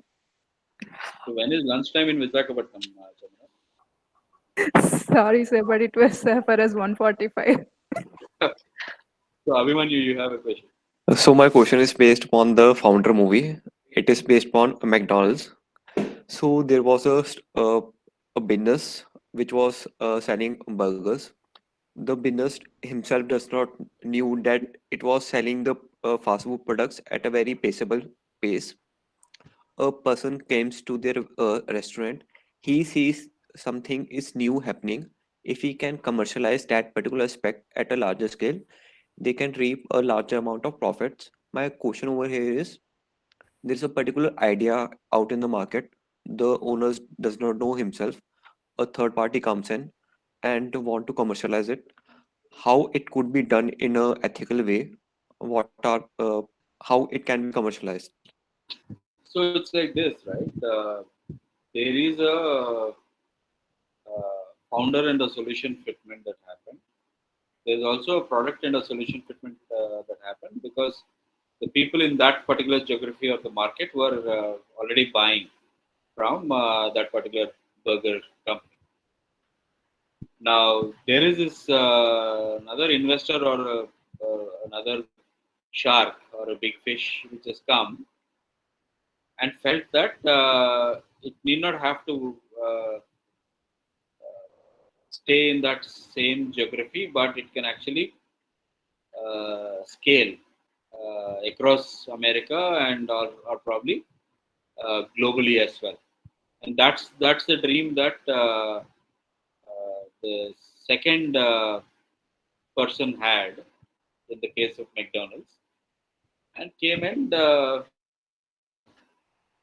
of course, the manner in which the story was told or narrated to us, maybe felt that this new investor had actually taken over hostile takeover from the existing player, but the existing player had only that kind of limitation, was never scaling.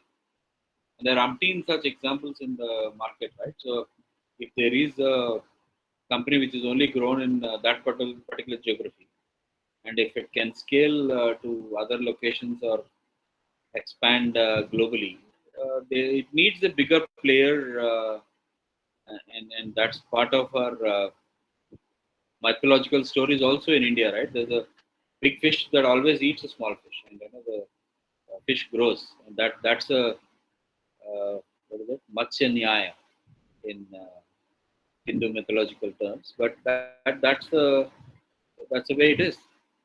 The fittest always survives. So, can we put it as a way of seeing the potential of the innovation? That's exactly what the investors do, isn't it?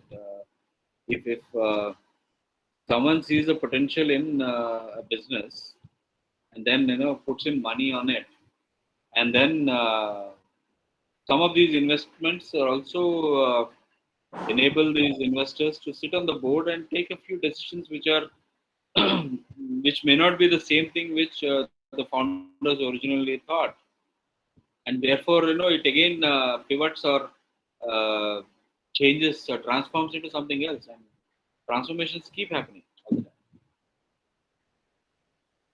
If the business is not transforming according to the market demands or according to the changes that are happening around in the market, then they will never last long. So they will die very soon. If McDonald's were not to be the same McDonald's, but just that one small town burger company, the whole world wouldn't have seen the value of what products and services they offer and the experience that they deliver. And similarly, those investors and company, wouldn't have seen the value of growing and making so much of profits in the long run.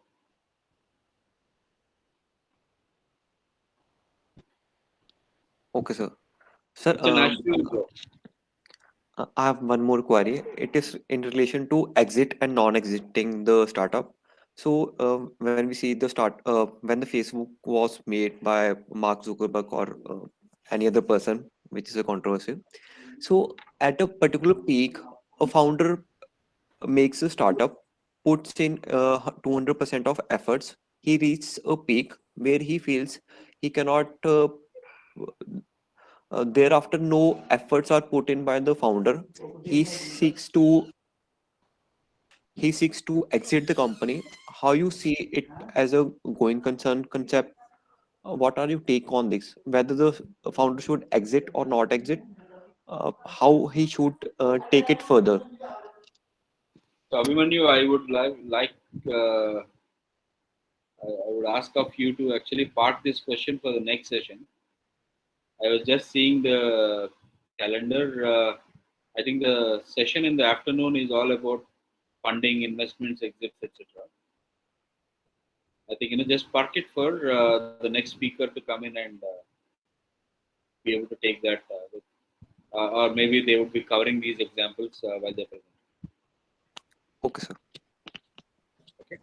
Thanks, sir. So yeah, thank you for that. And I see Ramesh Bhushan He would has have one more question, sir. How to become an entrepreneur from humanities, social sciences, and arts background, or from liberal arts in our society? any background.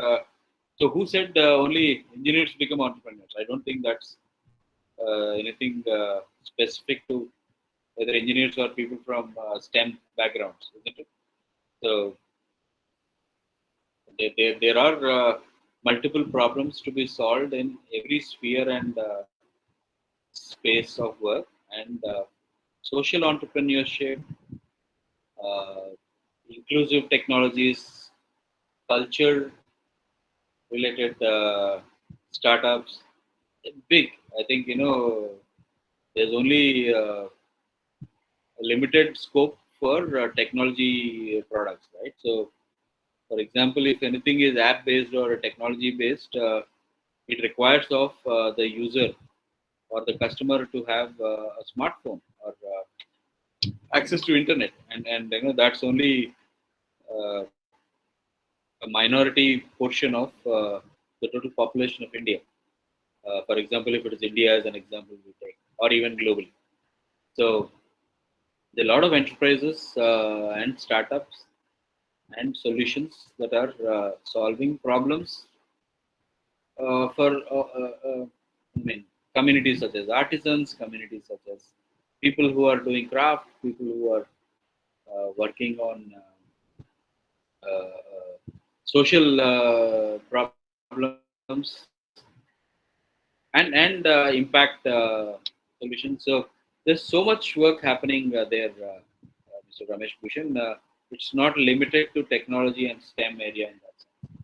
So because of the way in which our academic institutions are skewed in terms of number of students studying STEM, doesn't define the number of startups or the number of problems that exist in the whole world, right? So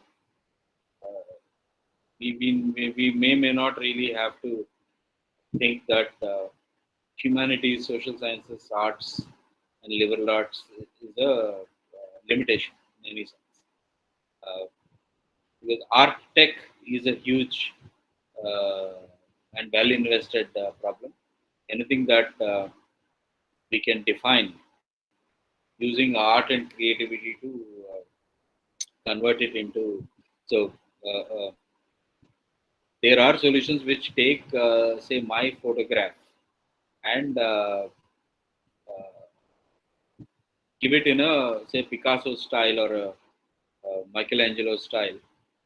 So we can choose a real painting that is there and a picture or an image, and then overlay both of them, and that actually requires machine learning and deep technology, deep tech solution, and a heavy computing space, and uh, the computing power to be able to generate these designs which are custom made, and people may want to really buy. So if someone comes and tells me that they'll take a passport size photograph of mine, I would pay probably 100 rupees to it. But if someone comes and says, I will convert your photograph into Mona Lisa or a Picasso styled image, and then give you on a canvas, I might even pay a few lakhs of rupees for that. And there are people who are willing to buy such custom developed solutions. So that's only one example I've just speaking about. But I'm sure there are so many other problems, so many other problem statements that we can go solve in that space. Ramesh, does it answer for you?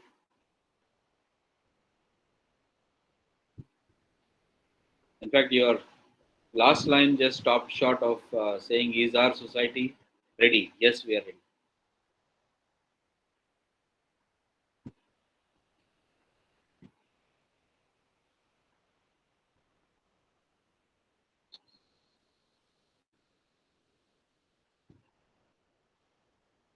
Startup success ratio is the same, 2 to 5% in terms of crossing all those stages and becoming or getting an exit, right? So uh, there are 60,000 plus startups which are listed in Startup India portal, and numbers are being added on a daily basis.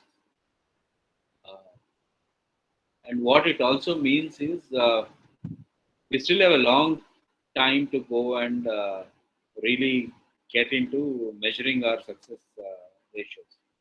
I think it's too soon, too early to say if the startup models are succeeding, not succeeding.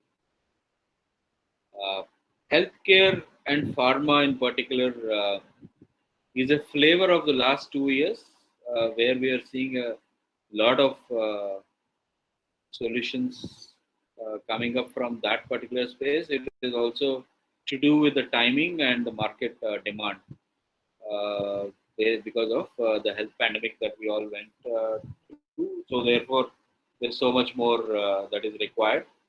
But again, unlike now in the previous times, a healthcare and a pharmaceutical startup always needed a long gestation period, because uh,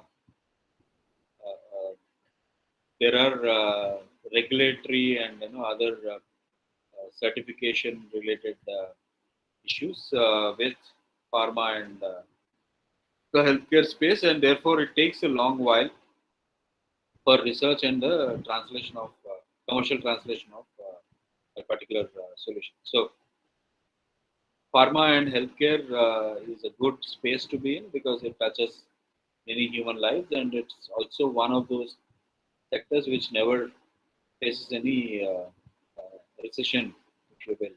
Right, the sector will be ongoing all the time. Ramesh is shooting question after question. There's another one. As a linguist, which area I can suggest my students to focus? So, so linguist as in, are you researching on language, or is it natural? I don't know which part of linguistics that you're in. Uh, there's a lot of NLP and language related problems that are being solved because transliteration is very critical and important for people to communicate, be able to communicate from one geography to another geography, right?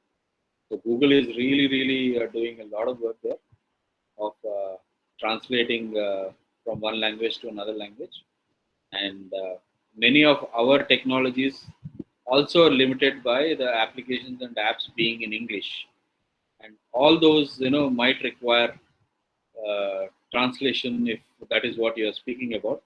Uh, if we have to access some of those non-English speaking users across the country. So I think there's a huge scope for students to do a lot of research in terms of these conversions.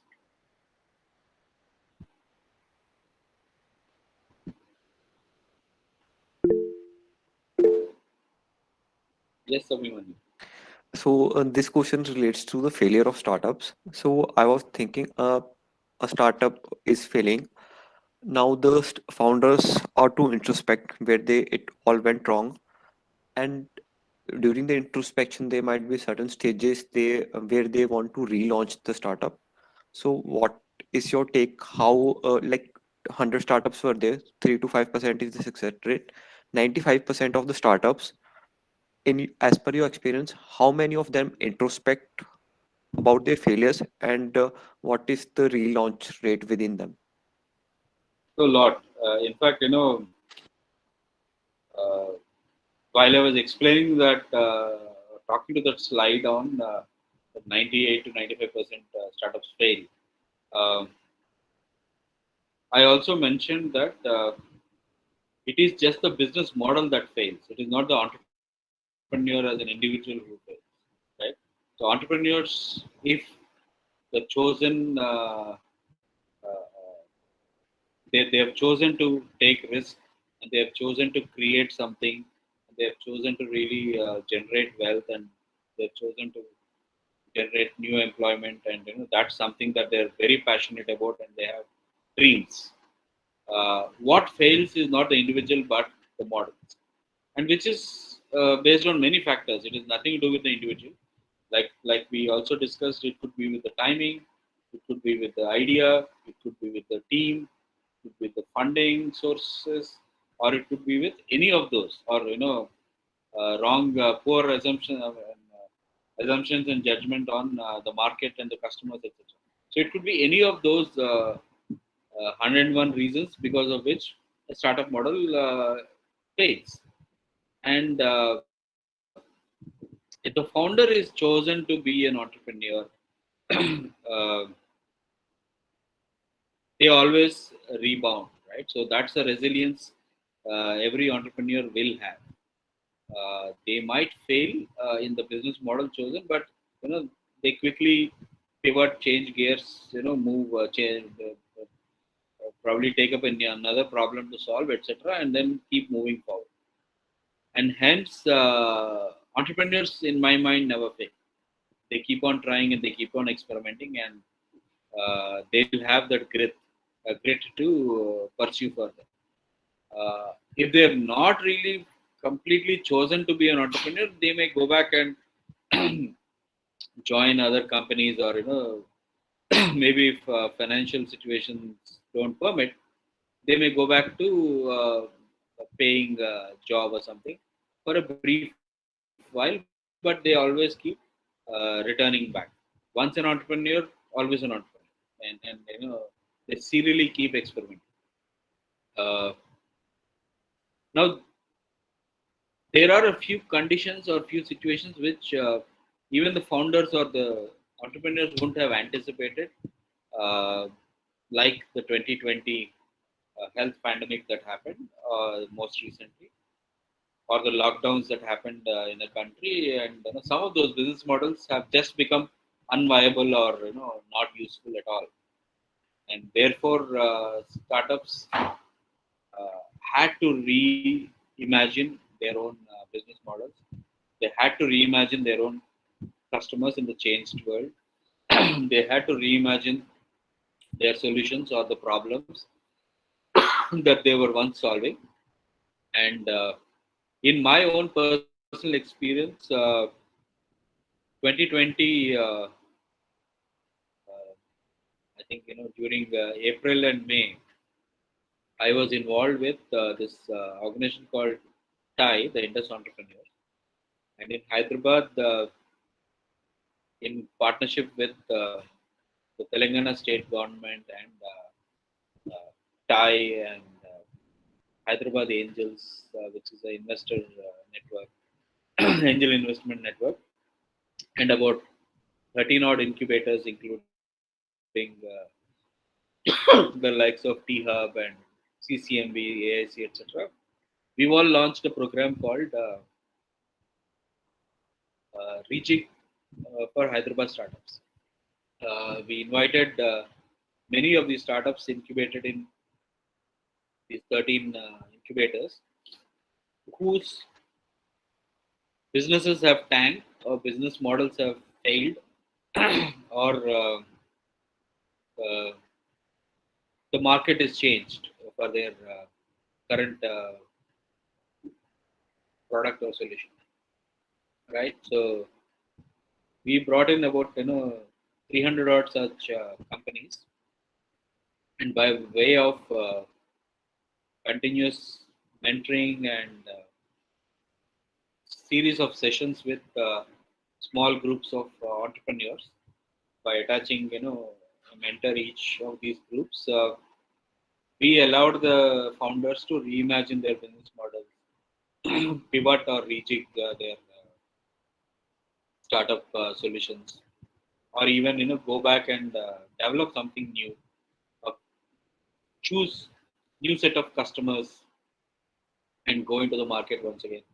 So close to about 80-85 of those 300 plus have even gotten investor. I mean, we presented their renewed rejigged business models to bunch of investors from across the country, and also a lot of customers that are likes of Google and all these corporates,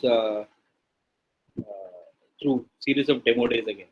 So because in the changed new business model, the customers will sign up new orders or start procuring their new solutions, etc. So in the aspect of getting an access to mentorship, access to markets or customers, access to new money or new funding avenues. The whole program, starting in I think April or May, it went on till I think September or October. Like it was like a good 5 months or so through series of interventions and activities. We tried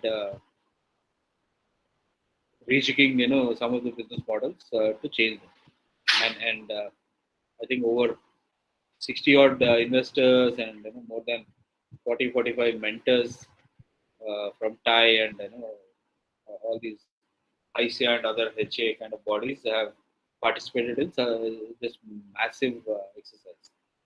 So that's a recent example of telling you that it is possible. It is not individual and one-off, but at a larger scale, as a city as a whole, kind of an approach. We brought a huge change in the startup because a lot of them are even demotivated because things are not moving right. Their supply chains are broken, their inventories are stocked up, piled up, and their customers have stopped giving orders. The payments have been halted. So multiple issues because of these unforeseen lockdowns and unplanned lockdowns and unforeseen health pandemic situation where people have just stopped buying, right? So it just came to a standstill during that time. And then many of for their previous business models, the investor term sheets would have gotten cancelled. Some investors who have promised to give them money would have said, since things are not moving, we wish to back out, kind of a thing. So these are all the possibilities. Situation which is outside of the startups' control, and a large portion of startups are going through similar problem. But individually, these are also possible. We can even do a case-to-case basis advice and consulting to figure out whether their business model is strong or whether they have their customer, the market fit is happening, not happening. So all of those. But what is required, Abhimanyu, is that willingness to be trained and coached. If that is not there, there's nothing that anyone can help and do. It's a long answer, but I tried answering, giving you the complete background, which is possible. Thank you, sir. I hope I'm not wasting your time. No, I hope I am not yours. No. But rest of the people on the call, there's so many of you, at least 80 of them. It looks like only Abhimanyu and I am having a private class. Sir, my next question is in regard to the landscape. Before COVID, there was a particular landscape of the startups. So we say entrepreneur is someone who sees a crisis as an opportunity. So how does you see the changing landscape after the COVID or during the COVID phase? New health pharma startups coming in, or what is the new landscape that is upcoming?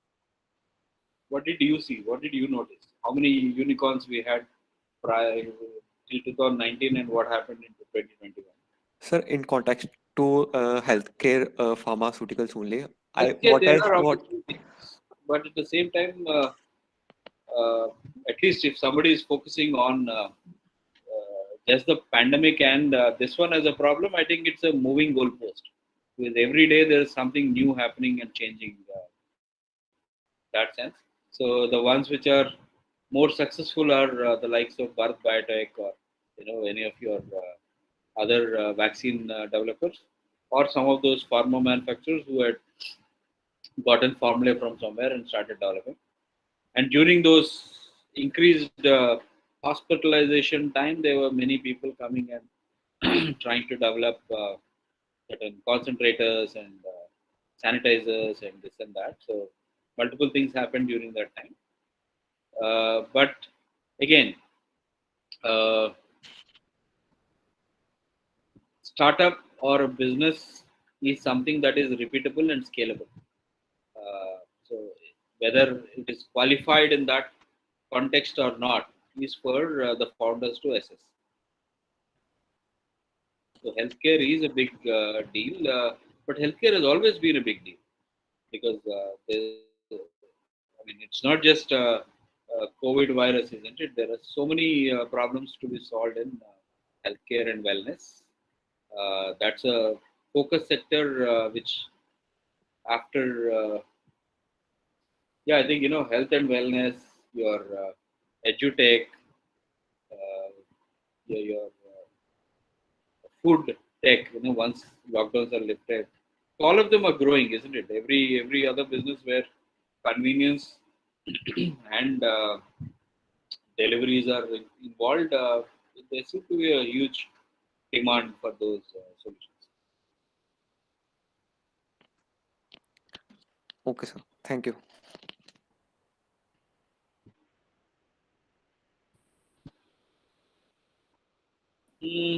Just Is to there make it a little interesting, let me see if there is a quiz we can do. Thought I did something there.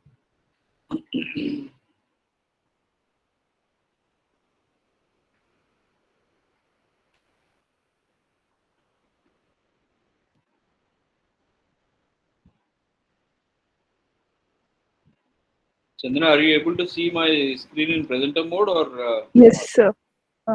Able to see. are you seeing quiz? Yes, sir. So anyone can answer. Use the chat window for that. I will just try and.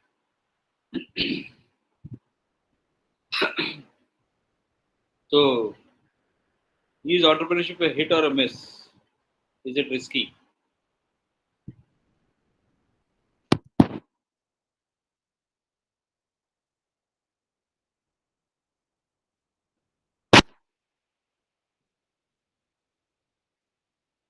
If you have an answer, you can type.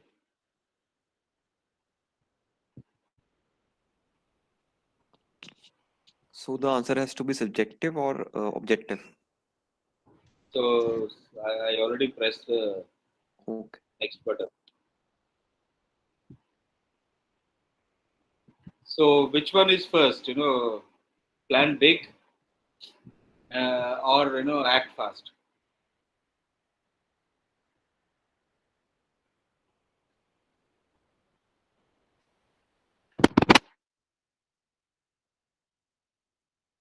Plan big, plan. Yeah.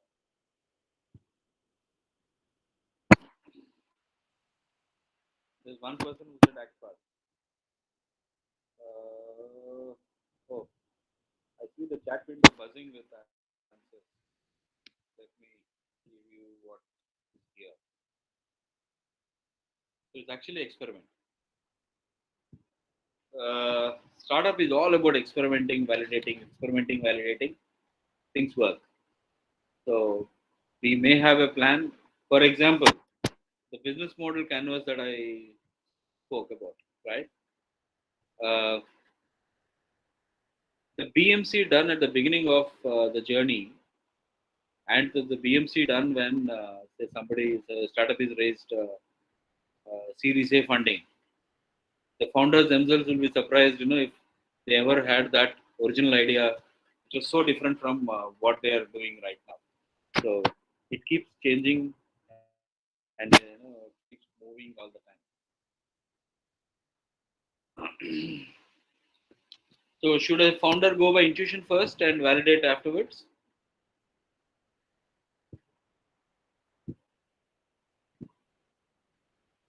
Go with the intuition, yes. Okay. Actually, in the session that we said, it is the customer feedback that the founder has to listen to. It is not the founder's intuition. It is actually the customer's feedback which drives the product launch and the lead. Always it is the customer first. Right. So this is an important question. Many of our entrepreneurs come to us saying that I want, if you have a feedback about my startup idea, but I want it to be kept very secretive, and I can't share everything with you. I will only share bits and pieces because they're worried that their idea is going to be stolen or plagiarized. Yes, feedback is paramount. So secrecy doesn't matter. The ideas that are, I say that the idea is a commodity. Their dime a dozen, they're available everywhere. It is not the idea that is paramount, but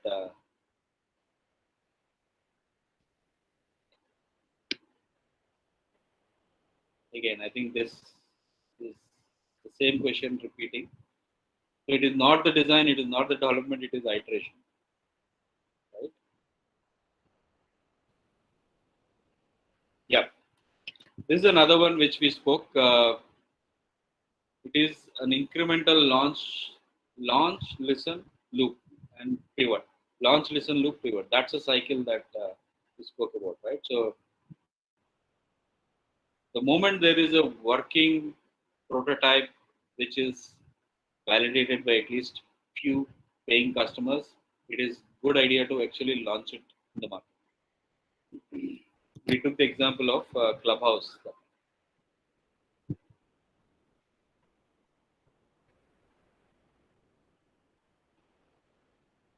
I'm going quickly. I see that the speaker after me is already joined.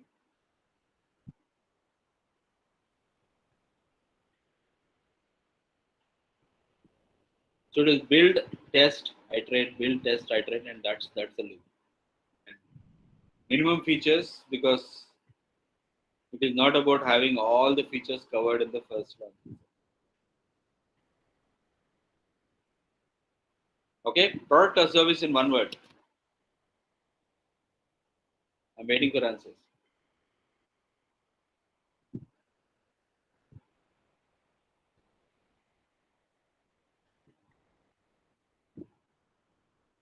Which is more important,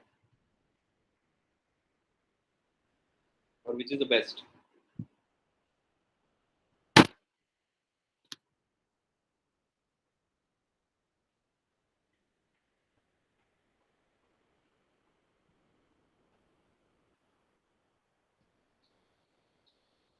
Is it right?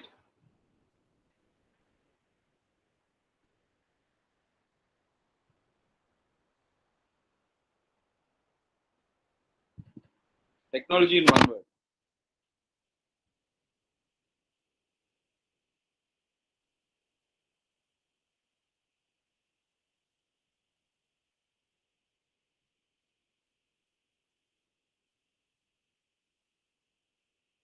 So what's technology in one word?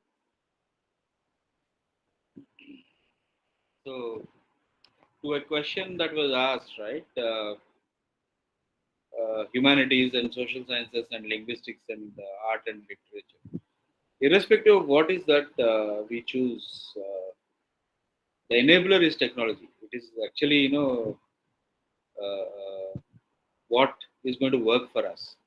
And that's important and not to be seen as the other or someone else. Right? So technology is an enabler, and that's what is critical and important, whichever be that field or sphere or solution that is.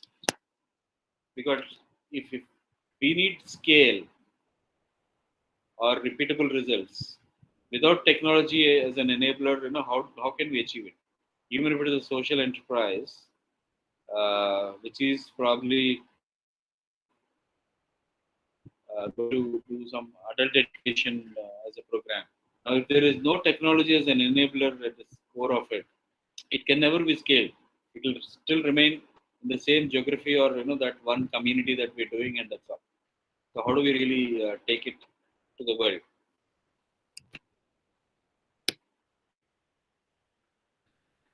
Okay, there's so many more. I'll stop here.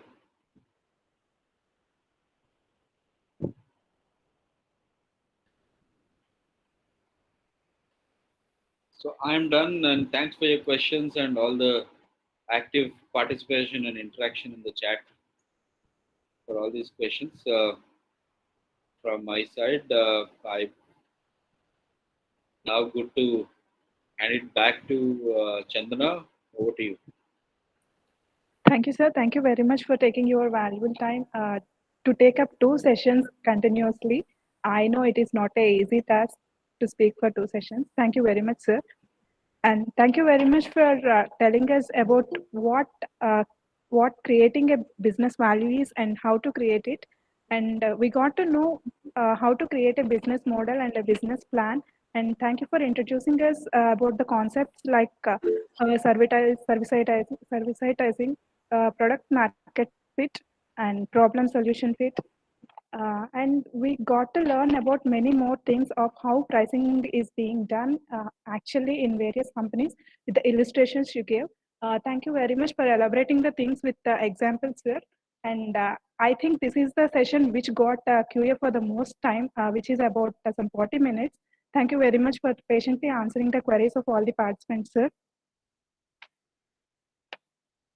Thank you, sir. Thanks, Chandana. Thanks, Ahab. So, are you opening videos for your group photograph or not? We didn't do that till now, sir, but it will be a great thing if we can have that. Yeah, just ask everybody to start their cameras so that you can take a screenshot. Sure, sir. Participant, could you please turn on your cameras for a while so that we can have a group photo?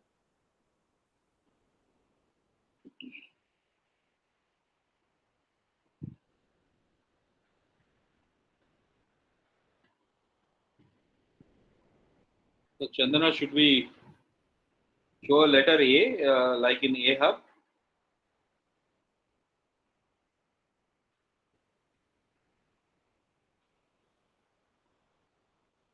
Sir, you are the leader for the session. You can say, sir. So let's give a symbol for representing Ahab probably or AU.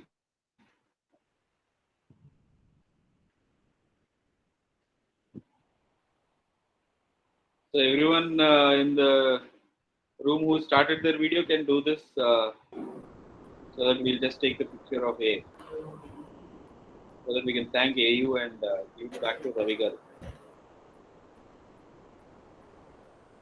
Chandana, I hope you are taking the screenshot.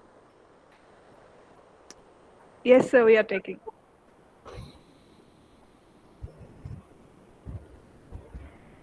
Thank you. You can tell us when we can put our fingers down.